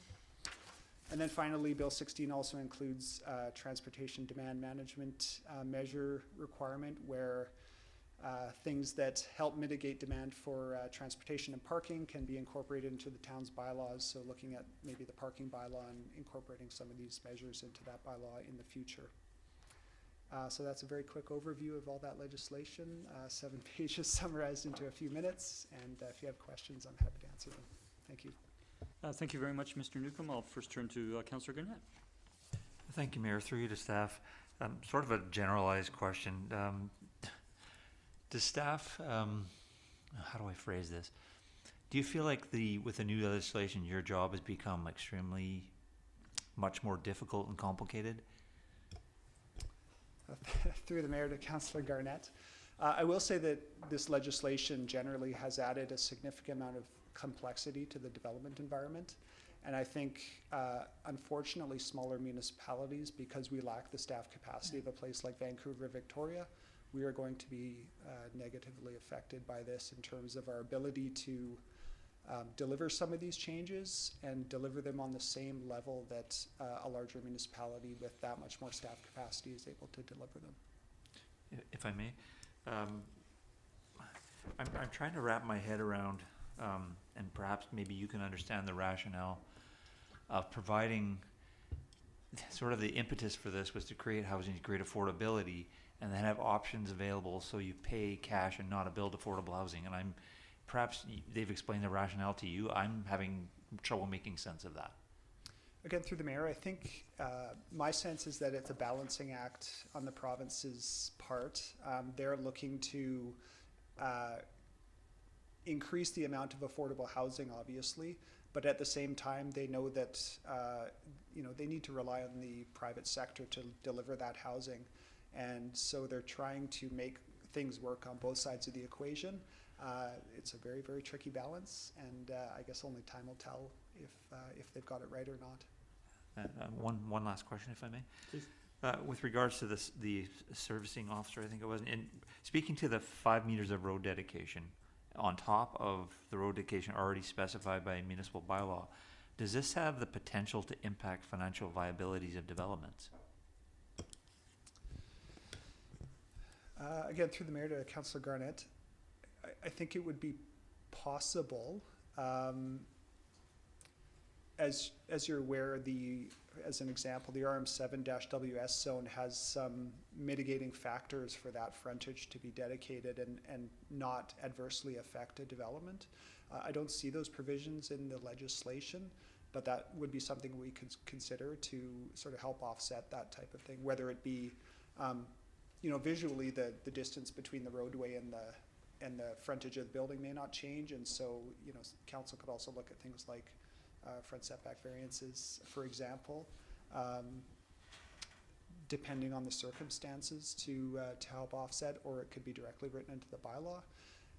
Just something we need to keep in mind and look at going forward, and if updates to the zoning bylaw are happening anyway, it might be something worth considering and incorporating. Great, thank you very much. Thank you, Mayor. Thank you, Councillor. I'll turn to Councillor O'Keefe and then Councillor Duck. Thank you. Trying to wrap my head around the ACCs, the pre-zoning. So this is how I'm understanding it and looking for some clarity. So my understanding is that in the past, when there was a pre-zoning, like let's take 2114 Beacon, for example. So that had been R2. Developer comes forward, wants to develop that property. Prior to us pre-zoning that, staff would have been able to negotiate two pots, well, I'm calling it two pots of money for community contributions. So one would be for the pre-zoning. So that although it's not in our DV 13, our community amenity bylaw or policy, that was something that was normally negotiated by staff, some amount of money based on the particular circumstances. So that was one aspect. And so we would get money for that. And then the second was the the density bonus. So there was two aspects. My understanding now is that because the land is pre-zoned, they don't have to go through the rezoning process. And there isn't currently a way for us to recapture that money that we would have had if we hadn't pre-zoned. So just, is my understanding on those aspects correct? Through the mayor to Councillor O'Keefe. So I think you're talking about two different things in two different scenarios. So the first one you mentioned there, where there's a negotiated process, that's known as a community amenity contribution typically. Whereas the latter, which is not a negotiated process, it's written directly into our bylaw, that's a bonus density amenity charge, or amenity fee basically. Those are typically not used together on a single property. It would be one or the other. So in a pre-zoning scenario, the town has essentially, or a municipality has essentially decided that this is the level of amenity that we would like to see, maybe based on the lot size relative to the FAR, et cetera. And I think there's maybe a sense there that money is being left on the table where that pre-zoning is in place, whereas really what the municipality has done is has said, this is the level of amenity fee that we're looking for, and we've applied it. It's in the zoning bylaw, ready to go, and the development just needs that development permit going forward. So that certainty has been provided up front, and potentially, I guess, there might be a loss of the amount of amenity that might be received if there's an individualized negotiated process, like with a community amenity contribution. That's not necessarily the case, but there's quite often the perception of that. And of course, the community amenity contribution negotiated process takes more time, it's more complex. Quite often it can fail because it's subject to council's discretionary approval as well. So there's just positives and negatives to each process. And it's very difficult to determine that, a municipality would have gotten more money if they had gone one way or another. Quite often a property's value on the, say, according to BC assessment, can be very different what the actual market value is given speculation and things like that. So it's a very complex system. I think what the province is trying to do with this legislation is bring a little bit of accounting to it by making municipalities go through this process of looking at whether, you know, it's affecting development viability or not. But generally, I'd say there's sort of two ways of approaching it, and it's really about the process and how long or how complex that process is for the development community. Does that answer your question? So, well, it's complicated, right? It is, So, yeah. Yeah, okay. And I guess it's sort of, I was looking at the comment about the ACCs, and I know it's not mandatory, it's simply another development tool. And I know that we talked about, we're gonna be having a discussion about DCCs at some point in the future.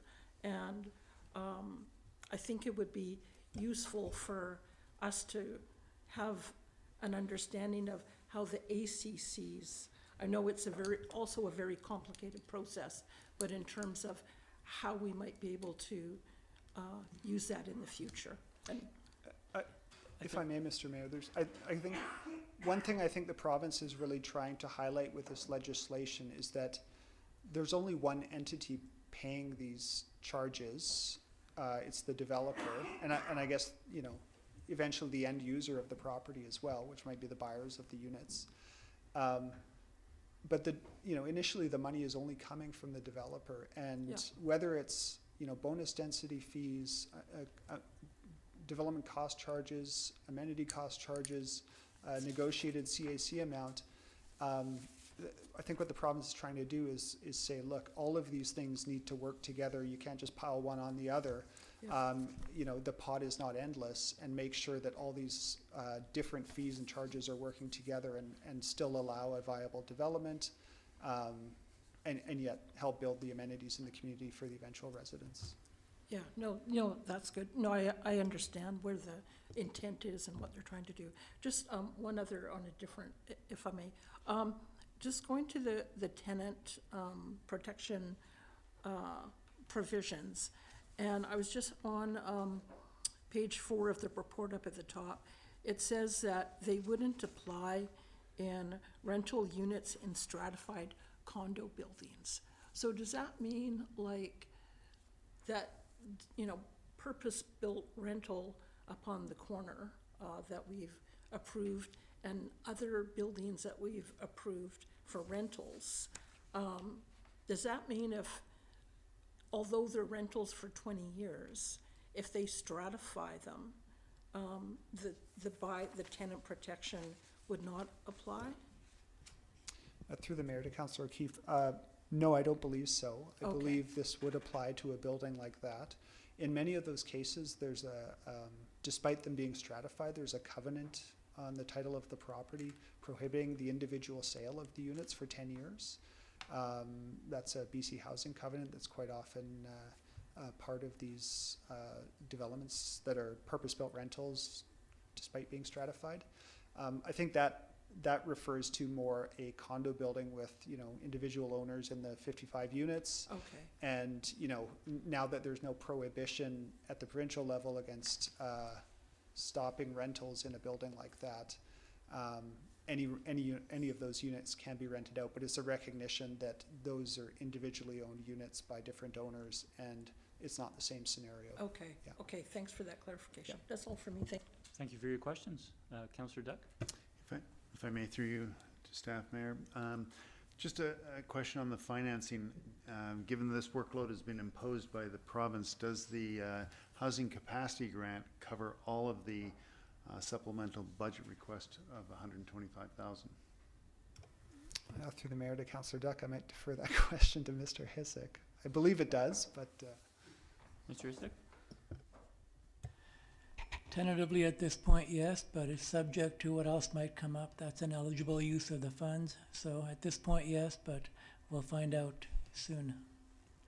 if I might add too, I think I mentioned earlier that the staff is currently doing an assessment of almost the scope of those zoning and OCP bylaw updates.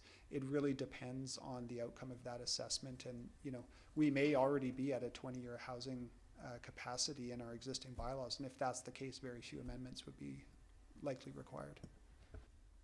If I may, Mayor, does that mean that if there's additional work, there's additional funds? Don't believe so. Thanks for asking.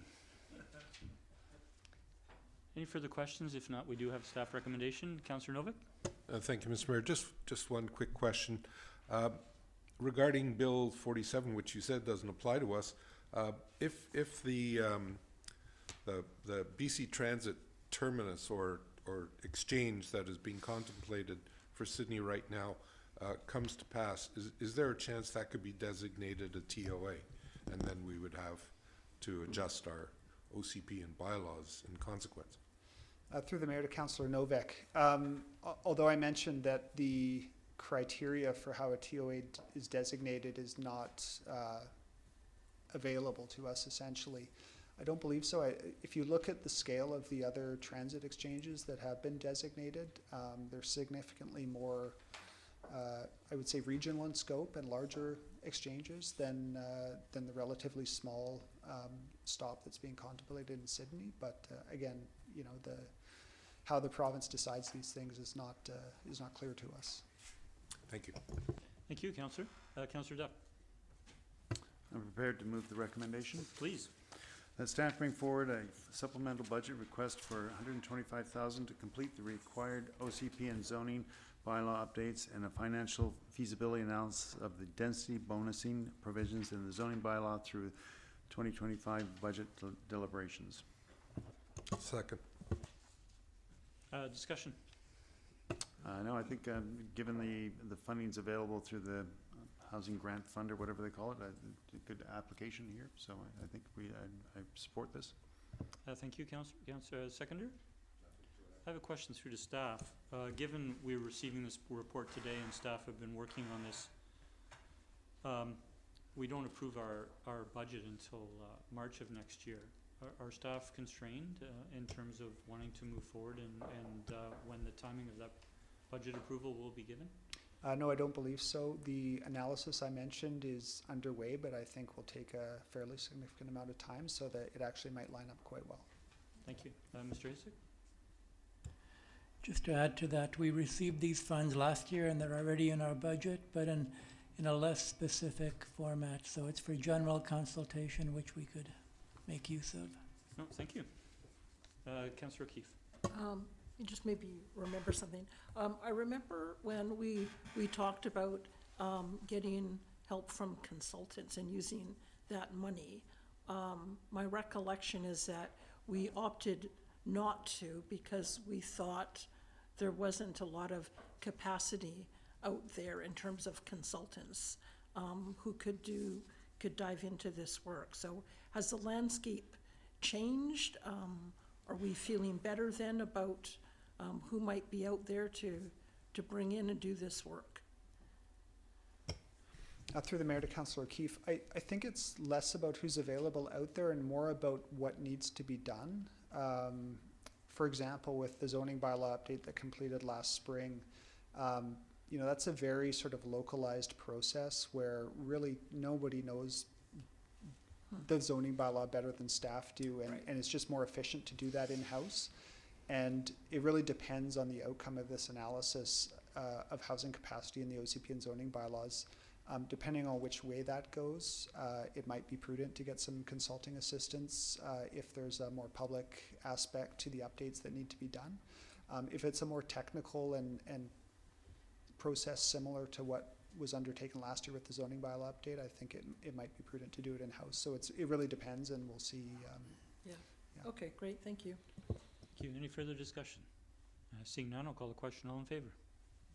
That carries unanimous. Thank you very much, Mr. Newcomb, for the report. Please, Councillor O'Keefe. I'll move that staff bring forward a budget item to have a tenant protection bylaw developed in 2025. Second. Okay, I'm going to turn to Mr. Edwards for a moment. I'm just curious if council would like some staff input on that recommendation. I think it would be helpful to have staff Sure. comment on that before our deliberation. I think while staff would support the creation of such a bylaw, that's really a capacity question in terms of staffing capacity, and so I would request that there be some flexibility built into the motion that was being put on the table. Can I take out, Sorry, if Oh, I could just sorry. pause for a moment. Ms. Nelson, could you read the motion back, please? That staff bring forward a budget item to have the tenant protection bylaw in place in 2025? Is that right? In place? Yeah. Okay, so, so- yeah, so the intent, I'm just clarifying, so the intention of the motion is to A, create budget, and B, to have a tenant protection bylaw in place before the end of 2025. that's what I was aiming for. Okay, so staff have made comment with regards to resource. So I guess, would it be, give more flexibility to take out the 2025? So we're speaking of two resources. We're speaking of financial resources, and we're gonna be considering that during budget. And then we have, Mr. Edwards is speaking, I think, in a significant way to staff resource and the ability to complete the staff direction in terms of the end of 2025. Mr. Edwards? Thank you, Mayor. Just given the scope and magnitude of the planning work that is already required by the province in 2025, I'm concerned that we may not have the capacity to complete this particular bylaw by the end of 2025. And it's entirely contingent on some unknowns at this moment in time, as well as our own internal staffing resources. So if there was some flexibility in the proposed motion, I think that would be greatly appreciated. I'm gonna ask a question for clarification. Typically, we do not pass a motion requesting something come forward to budget in 2025, when if there was flexibility provided in terms of the timeline, staff are actually completing it in 2026. We're approving budget in 2025 that may be spent or used in 2026. I'm gonna turn to Councillor O'Keefe. So knowing that, perhaps staff might not have the capacity, I mean, what I'm thinking is if it's brought forward during budget time in 2025, and maybe it's not done in 25, but it's incorporated somewhere into our 5-year plan based on, so if I were to just leave off that staff,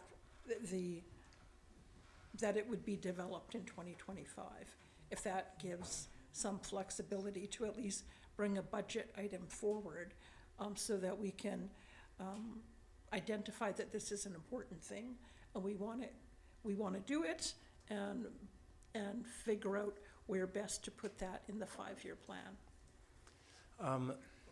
Through you, the mayor, to the councillor, I would again be looking. I think that could work, but I think it's entirely feasible to bring forward a budget item in 2025, and if the expenditure doesn't occur due to a lack of capacity, that can be carried forward to a future year. Regarding the specificity of when the item would be completed, again, I would ask for some flexibility there, so to not specify that it was completed by the end of 2025. I might also suggest that perhaps this would be something that would be considered in council strategic planning, given it's a net new, I believe it would be a net new piece of work. And yeah, thank you for that. Actually, I was starting to head in that direction, that maybe that's the better place for it to be. I will offer that typically when we are bringing forward a project that staff have not planned for 2025, which has been indicated in the presentation this evening and the discussions thus far, that it would be more appropriate to take to strategic planning. Can I withdraw the motion and, You can refer to strategic planning. okay, so I'll move that we, We can't withdraw the motion because it's on the floor. okay, we So can we'll vote it. We can refer the motion to strategic planning. okay, refer the motion to strategic planning. It's an open motion for Let's do discussion of that. strategic planning. Okay. Do we have a seconder on the referral? Thank you. Any further discussion? Seeing none, all in favor? That carries unanimous. Councillor O'Keefe, did you have anything further? No, that's all. Okay, so we have completed that item. Thank you again to staff. And finding my place here, we are turning to item 13C, which is the Victoria Airport Authority Land Use Plan Amendments. We have another report by Mr. Newcomb, Director of Community Planning. Mr. Newcomb. Thank you. So this is a referral from the Victoria Airport on some amendments to their land use plan, both text and map amendments. So staff are generally fine with what the Victoria Airport is proposing. They appear mostly to be maybe a little more than housekeeping amendments, but almost clarification amendments, and looking to maybe increase the efficiency of their land use approvals process and just be clearer about what type of development they're looking for, and it all seems quite reasonable. Really, we just noted a couple of things that, raised a little mild concern among staff, and one of those is the removal of sort of environmental designations, specifically around Kelset, Ray Creek. Not that we think that, the creek would be developed in any way in proximity. There's still a riparian area regulation that would affect anything nearby. But just the removal of any specific mention of environmental considerations from the land use plan was a bit disappointing, and given the significance of the creek, we'd like to suggest to the airport that some reference be made to that environmental significance. The other thing is that Rotary Park, which is a fairly significant shared park on the peninsula, is not designated as park area in the land use plan, so something for the airport to consider there. And then finally, just given some of these land use changes that are being proposed, bringing forward an update to the West Sydney traffic plan that was done several years ago, just to keep it current and understand how any new development might affect traffic patterns on the west side would be prudent. Thank you very much. Thank you. Are there any questions, Councillor Gurnett? Thank you, Mayor. Through you to staff, as noted in your staff report on page 3 about the proposed text changes resulting in reduction of permitted industrial uses, and you mentioned there was concern about impact opportunities for future industrial business in the area, and you tie that into the Beacon traffic study. I too also share those concerns based on what we've heard from the lack of industrial space and how we need to really protect it. So do you feel like maybe we should mention that in the comments somewhere, like that it is something we have real concerns about? Mr. Newcomb? Thank you, through the mayor, to Councillor Garnett. It might be worth mentioning. The new wording in the land use plan, I would say, is relatively broad. It looks like the airport is intending to sort of open up the potential land uses almost and just create a little more flexibility while still creating some general guidelines around what type of uses there are. So it's not entirely clear if they're looking to prevent light industrial or just be more open about what can be accommodated there. But if that's something that council has a specific concern about, I mean, it's probably worth mentioning as well. Yeah, thank you. Yeah, because I mean, if you see a lack of clarity, then I think that's probably important to recognize. Thank you, Mayor. So, Councillor Gurnett, for clarification, given the land use change that they are proposing, it would be broader than light industrial for what is existing light industrial? Is that your understanding, Councillor? Oh, sorry. I thought you were speaking to staff. Sorry, can you repeat that again? Sorry, the rationale for your question is that airport land that is currently designated as light industrial, Mhm. with the land use changes they're making, they're broadening that land use, the land use designation for that industrial area to include a broader use than light industrial. Right, yeah. Mr. New? At the same time, I guess I would, recognize that the airport also has, been involved in our OCP update process and zoning bylaw update process. And they've seen the town change the land uses on our west side as well. And there's a significant residential component to what the town has done. There's also a new hotel being built there. So there are some uses that also may warrant reduction in the level of industrial. So, the airport may be trying to balance those off as well. It's an area of significant complexity. Thanks for the additional clarity. Thank you. Councillor O'Keefe? Thank you. Yeah, going back to the industrial uses, so I don't know that I'm happy about the reduction of permitted industrial uses and allowing that broader. And I think staff have kind of mentioned they have some concerns as well. There's a real shortage of light industrial land on the mainland, on the island. When we talk about how we want to support our blue. Okay, so you're motivating Councillor O'Keefe. Oh, yeah, sorry. So I guess maybe the question going back to staff again, in terms of the reduction of permitted industrial uses. I think, I'm going to interject, I think staff have indicated from previous questions that if it was council's wish, we could add a recommendation. Okay. And another recommendation, or another comment or recommendation.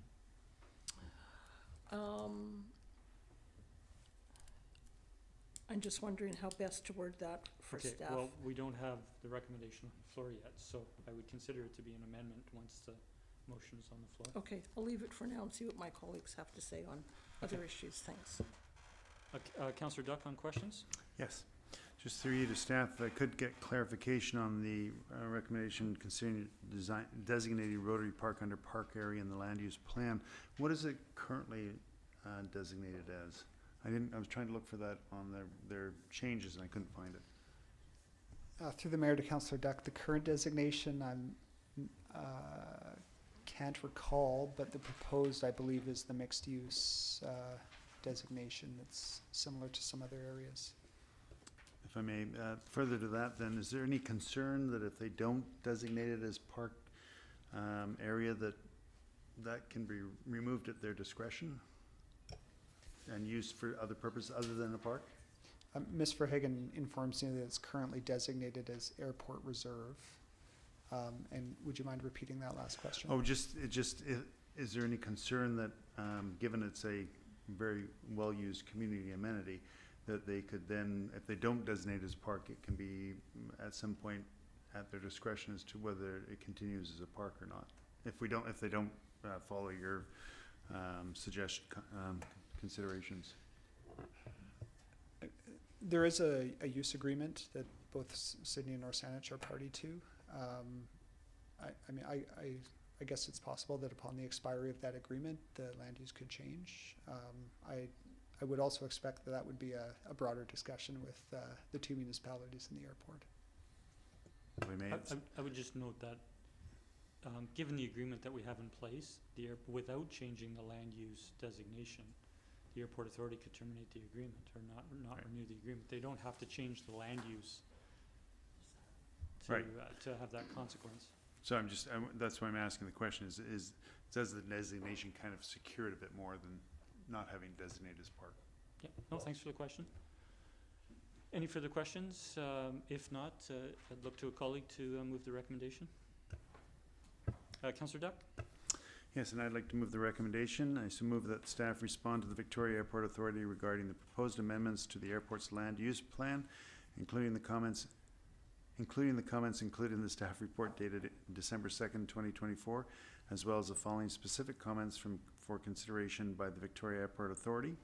1, consider retaining a specific environmental designation and protection for lands surrounding Kelset, Ray Creek. 2, considering designating Rotary Park under park area in the land use plan. And 3, consider working with the District of North Saanich and the Town of Sydney to update the Beacon West traffic study based on the proposed land use amendments. We have it moved and seconded by Councillor Novak. I'll turn to the mover. No, I think staff have given some good direction here, and I think it's important that we try and get the airport to give some good thought for the environmental designation as well as the park designation, and I think those are important aspects of that land use. Thank you. Thank you. To second. Nothing to add. I'll turn to Councillor Keefe. Councillor, if you're considering an amendment, I'm seeing the language in this is we are providing specific comments, and we begin those comments with all three with the word consider. Yeah, so I propose the following amendment, number 4. That consider retaining the lands for industrial uses and not allow for commercial uses on those, in those areas. Other commercial uses? Yeah, for commercial uses. For other commercial uses.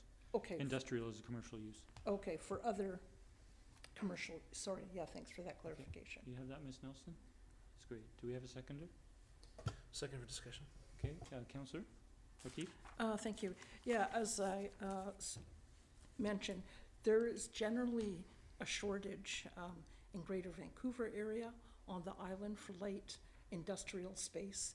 There's, in terms of commercial uses, there's still spaces around for that, but light industrial is tricky to find space. And when we look at trying to grow our blue economy and some of the enterprises that are trying to grow in that field, they need light industrial land. So those parcels are shrinking. There's nowhere else for them to go. So I think it's important that we retain that. Thank you. Thank you, Councillor. Councillor Rintoul. Yeah, thank you. I think I'm most interested, I know Councillor Gurnett raised a similar observation and whether or not he's comfortable with the amendment that's been suggested. I understand the concern that Councillor Gurnett raised and Councillor Keith is trying to address. My thought process is likely that there are some lands within that area identified where there may be some congruent business or commercial opportunities to other ventures nearby. That they're seeking a little more flexibility around, that this current wording, I guess, had that interest been there in the market, probably would have been subscribed already. And so although I concur completely with sort of the anecdotal assessment that there's a need for this type of land and space on the island, it's not built out at the airport currently. And so my question is, if it's not built out, I understand why they might be looking for some more flexibility. So I'll certainly yield my concerns to hear what other councillors have to say. Thank you. Thank you. I'll turn to Councillor Duncan, please. Yeah, thanks. I think knowing that we're saying consider, this is a way for, I think, our preferences and the stress that we're putting on the types of land that we feel where they go best to complement what we're able to provide is in there. And with Councillor Rintoul's points, I consider the same thing, that much of what they have done is kind of reduce the number of land uses they have so that they can kind of be more flexible about the ones that are in there. However, I would endorse the way we have phrased this. I know it's not built out now, but I foresee in the next 4 years there being perhaps reasons why more light industry might suddenly be needing land in Canada again. And particularly in the aviation and transportation industries. And so I think kind of stressing that going forward so that we don't end up with a situation where past market forces have taken over a space that can't be taken back. And so I endorse this as it stands. Thank you. I'm going to request Ms. Nelson, could you read the motion, please? Yes, so number 4 would be consider retaining the lands for industrial uses and not allow for other commercial uses in those areas. Can you just read the first part again, please? I'm thinking of an amendment. consider retaining the lands for industrial uses Okay, thank you. and not allow, yeah, okay. I was just thinking of trying to add the word importance of industrial lands, but I'm not gonna wordsmith. Any further discussion? Seeing none, I'll call a question. All in favor? That carries unanimous. Thank you, and thank you to staff. We're next turning, Point of order, that was just the amendment, I assume. So now we have to vote on the motion. Thank you for that. So, any further discussion on the main amended motion? Seeing none, I'll call a question. All in favor? And that carries unanimous. Thank you, Councillor Duck. We are turning to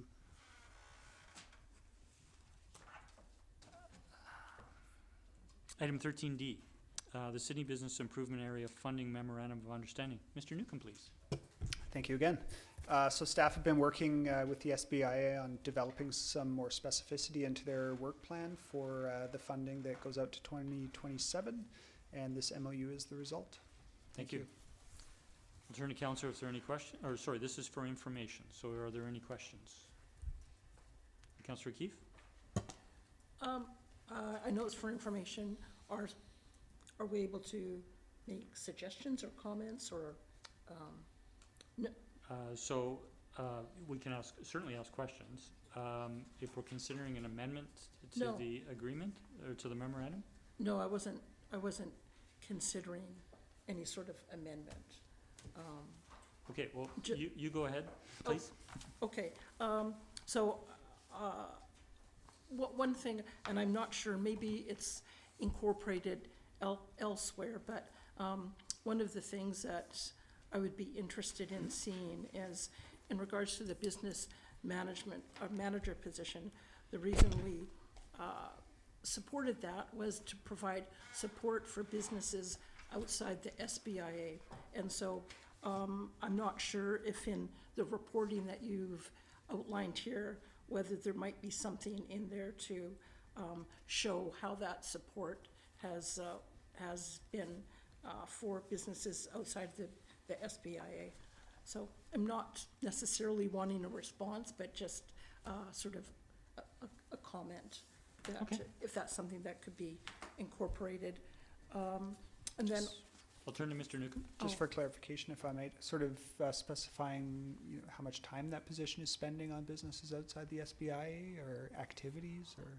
I wasn't I know that it's something that we had discussed every time that it's come forward in terms of the reason we're doing this is because it was identified that businesses outside of the BIA.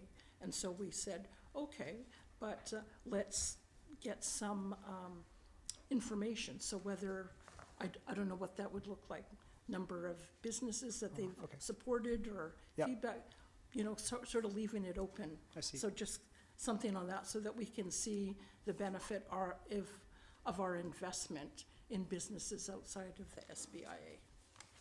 Thank you. Thank you, Councillor. Go ahead. And just another thing, I don't know whether it's been thought of, but maybe just for consideration, there was talk about different profiles and that sort of thing. SIP had, as you probably know, prepared a community profile for the town of Sydney. And so I think it would be useful if, I don't know maybe that would be the BIA, if they're tasked with this sort of thing, to find a way to incorporate, how do we incorporate that SIP profile that's on their website with our website and the SBIA? So something around how can we bring all of those things together? Thank you. And then in regards to like the data and information, I think that's really good things to have. And wondering whether we might be able to figure out a way to make that available on through our website as well. I think it talked about BIA platforms, but when you're looking at what they have and what we have, and then what the SIP has, if there might be a way, I don't know whether it's through links or whatever, so that when investors that are coming to look to invest in Sydney, they don't want to look at 3 places. Normally they would come to the town's website in terms of getting information about the community and stats and that sort of thing. So having some sort of presence on our website where those things are or could be linked to other sources. So, Just a Yeah, question of so- clarification. Is our website not providing links to the others rather than providing the data itself? sorry, I'm talking about as we create new data sets and things, there's a facility on our website for external investors or business people to find that information. No, thank you. That's all, thanks. Thank you. Councillor Duck. Yeah, if I may, Mayor, through to you, a question of just clarification. On item G, the deliverable is provide an annual summary and analysis of the pedestrian counter data, I assume that's data, as part of the year-end reporting. Is this not already something the BIA does? Would this be duplication, or were you gonna be paying for this information, or is that just a deliverable that they're already doing and we're just recording it here? Thank you.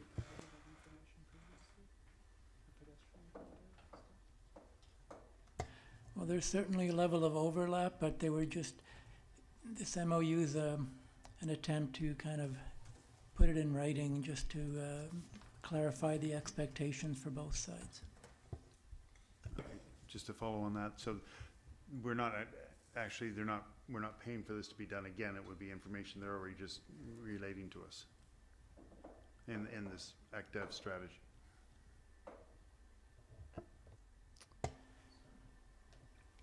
Again, this isn't leading to any funding. We're just formalizing the reporting structure for when they come back to us annually. Thank you. Thank you, Councillor. Councillor O'Keefe. Sorry, just one more.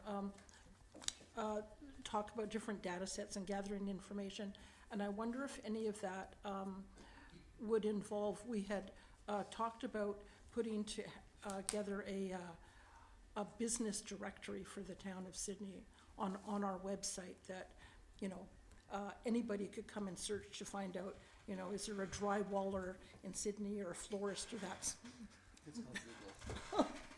No, but it's something that Colwood has. I know we had talked about it as a way of profiling our local businesses. Was that something that was considered in terms of some of the things they might do?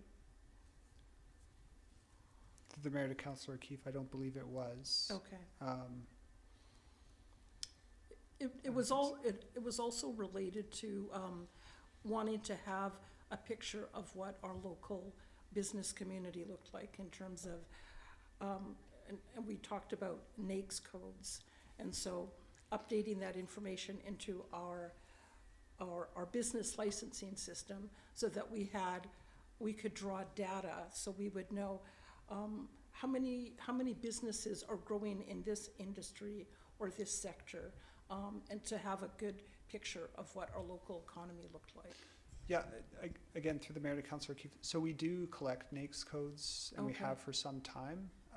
Really the challenge is we have that data. What's the goal? What are we using it for? You know, that's the project we don't have quite yet. Okay.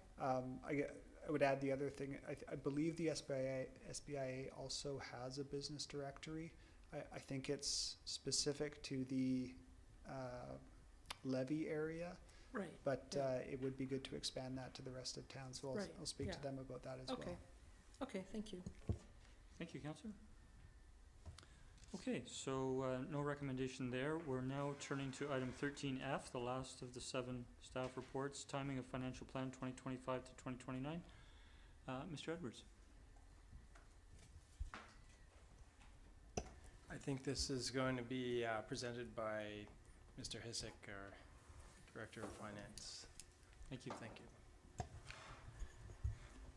The purpose of the report is to establish the meeting dates for the upcoming financial plan process.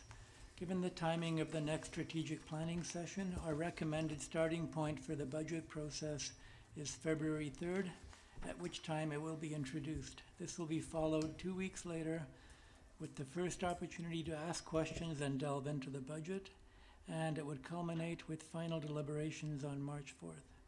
Alternate dates have also been provided as an option. Thank you, Mr. Isick. Alternate colleagues, if there are any questions, or we could have a recommendation. Councillor Duck, I don't have any questions, but I'm happy to move the recommendation please go ahead. that the 2025-2029 financial plan process schedule be set as follows. 1, Monday, February 3rd, presentation of draft budget, regular council committee of the whole meeting. 2, Tuesday, February 18th, preliminary budget discussions, regular committee of the whole meeting. If I could just pause there for a moment. I had a discussion with staff. We do have the option, as was indicated in the staff report, of changing that from a regular committee of the whole to a special council meeting, which we've done in the past. So I'll turn to staff if they have any concerns, but I think it would be appropriate to read in, instead of regular committee of the whole, special council meeting. Yes, I would agree that if that were a regular council meeting, that would be beneficial. Special council meeting. Sure, special council. Yeah. Okay, and I restate that Tuesday, February 18th, preliminary budget discussions at a regular council meeting. No, sorry, special council meeting. Special council meeting, sorry, special council meeting. And then Tuesday, March 4th, final budget deliberations at a further special council meeting. Do we have a Second. seconder? Seconded by Councillor Gurnett. I don't see any discussion. I'll call the question. All in favor? And that carries unanimous. Thank you. And sorry, I jumped one. I will turn to Mr. Edwards for a very brief introduction of status of outstanding council action items. Sorry. Thank you, Mayor. So you have the list of the status of outstanding council action items before you in your agenda package. I won't go through the list, but I'm here with staff to take questions if there are any on any of the items. Thank you. Are there any questions, Councillor O'Keefe? Thanks. I was just looking on, so at the bottom of page 3, the 9th of September 24, about the accessible parking and EV charging stations. And the response is that we already have accessible parking standards that would be met when installing accessible EV charging stations. So I know that we have accessible parking standards in terms of, you know, how wide they need to be and how they're marked and that sort of thing. But I don't recall that we have particular guidelines for EV charging stations, which we had a discussion about that when we were contemplating the BC Hydro EV parking stations, because at the time we did not have a standard of what an EV parking station would look like. So I'm just trying to clarify that. Do we actually have a standard for EV charging stations accessible? Meaning not just the lines, but how high they should be. I don't know what all the other, yeah. Mr. Edwards or Ms. Clary? My understanding is that we do have the accessible parking standards that would support the accessible EV charging stations, but the development of accessible EV charging stations or standards is still in progress. Okay, Yeah. okay, so we're still working on that. Maybe just worth adding that the off-street parking and loading bylaw requires that any parking spaces located in a residential building be energized for EV charging. And so any accessible spaces in a residential context would be both accessible and energized. If I may, If I could add to that too. Okay, through sure. the mayor, the Sydney's off-street parking and loading bylaw does not require EV charging infrastructure for parking spaces for commercial uses, only for buildings like townhouses and apartments that contain residential use. yes, And The so, intent there is that the commercial property owner could choose to install an EV charger later. yes, yeah, and that's what I thought. And so the reason that this motion was brought forward initially, just to remind council and staff, is that, so when in North Saanich, they put the new development there, with the Red Barn Plaza, and Tesla came in and put in a whole bank of EV charging stations, which was good. And some of them have wide spots, but they're not accessible. So for people with disabilities, there was no requirement for them to make them usable. And so that's why SPAC had brought forward this motion to the municipalities, that there isn't that standard. And so what we were asking, and was the resolution, is that we develop such a standard. I have a question of clarification through to staff. Given staff have clarified that we do have standards with regards to residential, can we impose standards on commercial property?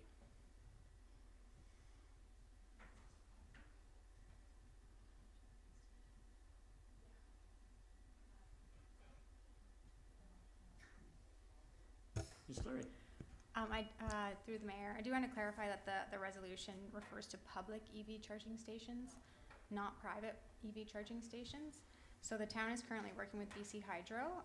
They have gone to great lengths to install accessible EV charging stations within, like, they're in the design phase still, within the Mary Winspear parking lot, for town-owned EV charging stations, which would be on public within public parking lots. We don't have any EV charging on streets at this time. We would be limited based on the type of infrastructure that the actual charging units provide. And so we don't have a standard specifically for that. However, maybe that's something that we could get input from the accessibility committee on what brand, if there's a specific brand of EV charger that is better than others, then maybe we could look to use that. But we are moving to a networked charging station, so CRD is actively working on that project as well. There's lots of moving parts with respect to EV charging at this time. So although we don't have a standard, we are limited based on the manufacturer's specs on their charging equipment. All right, so I'll look back on our notes on that, and if it's different than what's here, I'll bring that forward. Okay, thank you. But we do appreciate, thanks for the clarification with regards to public. Okay, any further questions on others? Councillor Duck. Yes, if I may, through you, Mayor. I'm wondering if we can get some sense, since this is a public document, of the number of items that say in progress. In progress can be anywhere from 1% complete to 99% complete. And I just get a sense, because in some you describe where you're at with them, and I think that's helpful as an individual reading this document, but to give some sense of how we're doing on it, or what the priority is, just to help the residents understand progress. In progress is one thing, but sense of where it's at would be helpful, I think. Thank you. Through the mayor, to the councillor, I completely understand your desire for that. Unfortunately, I'm not prepared to be able to speak to that this evening, but I completely understand your request, and would recommend that we can try to achieve that for the next update that we would provide. Thank you. I'll just comment that I appreciate staff have, for some of the outstanding council action items, provided the timeline. So I think staff's intent in providing this update to us is where they could, is they provided the timeline, but we appreciate the comment. Councillor Duncan. Yeah, thank you. I'm just,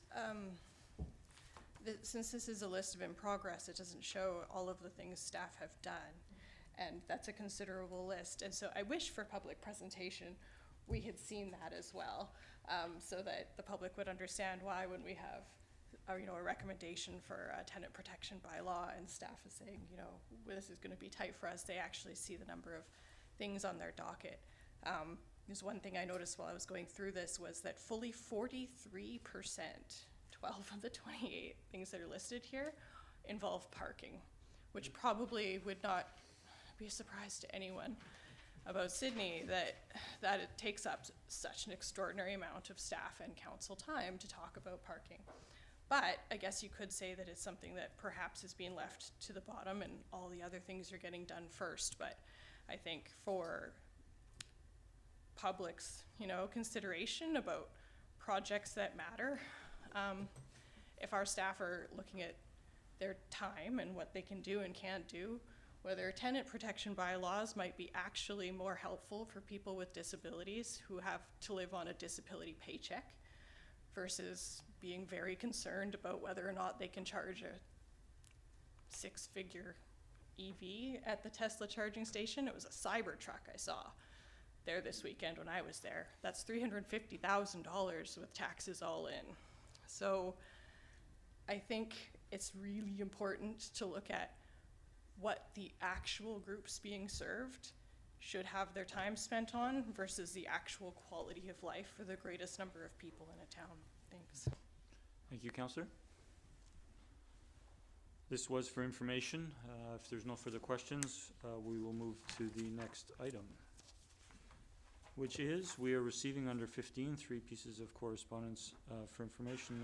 On our agenda, there's no motion required. I will turn to Councillor Garnett to take us through the motion to go in camera on number 17. Thank you, Mayor. With the recommendation that it is in the opinion of council that the public interest requires that persons other than members of the council and officers be excluded from the meeting to consider confidential matters regarding the acquisition, disposition, or expropriation of land or improvements pursuant to section 90.1E of the Community Charter, and that council continue the meeting in closed session. Second. It's moved and seconded. All in favor?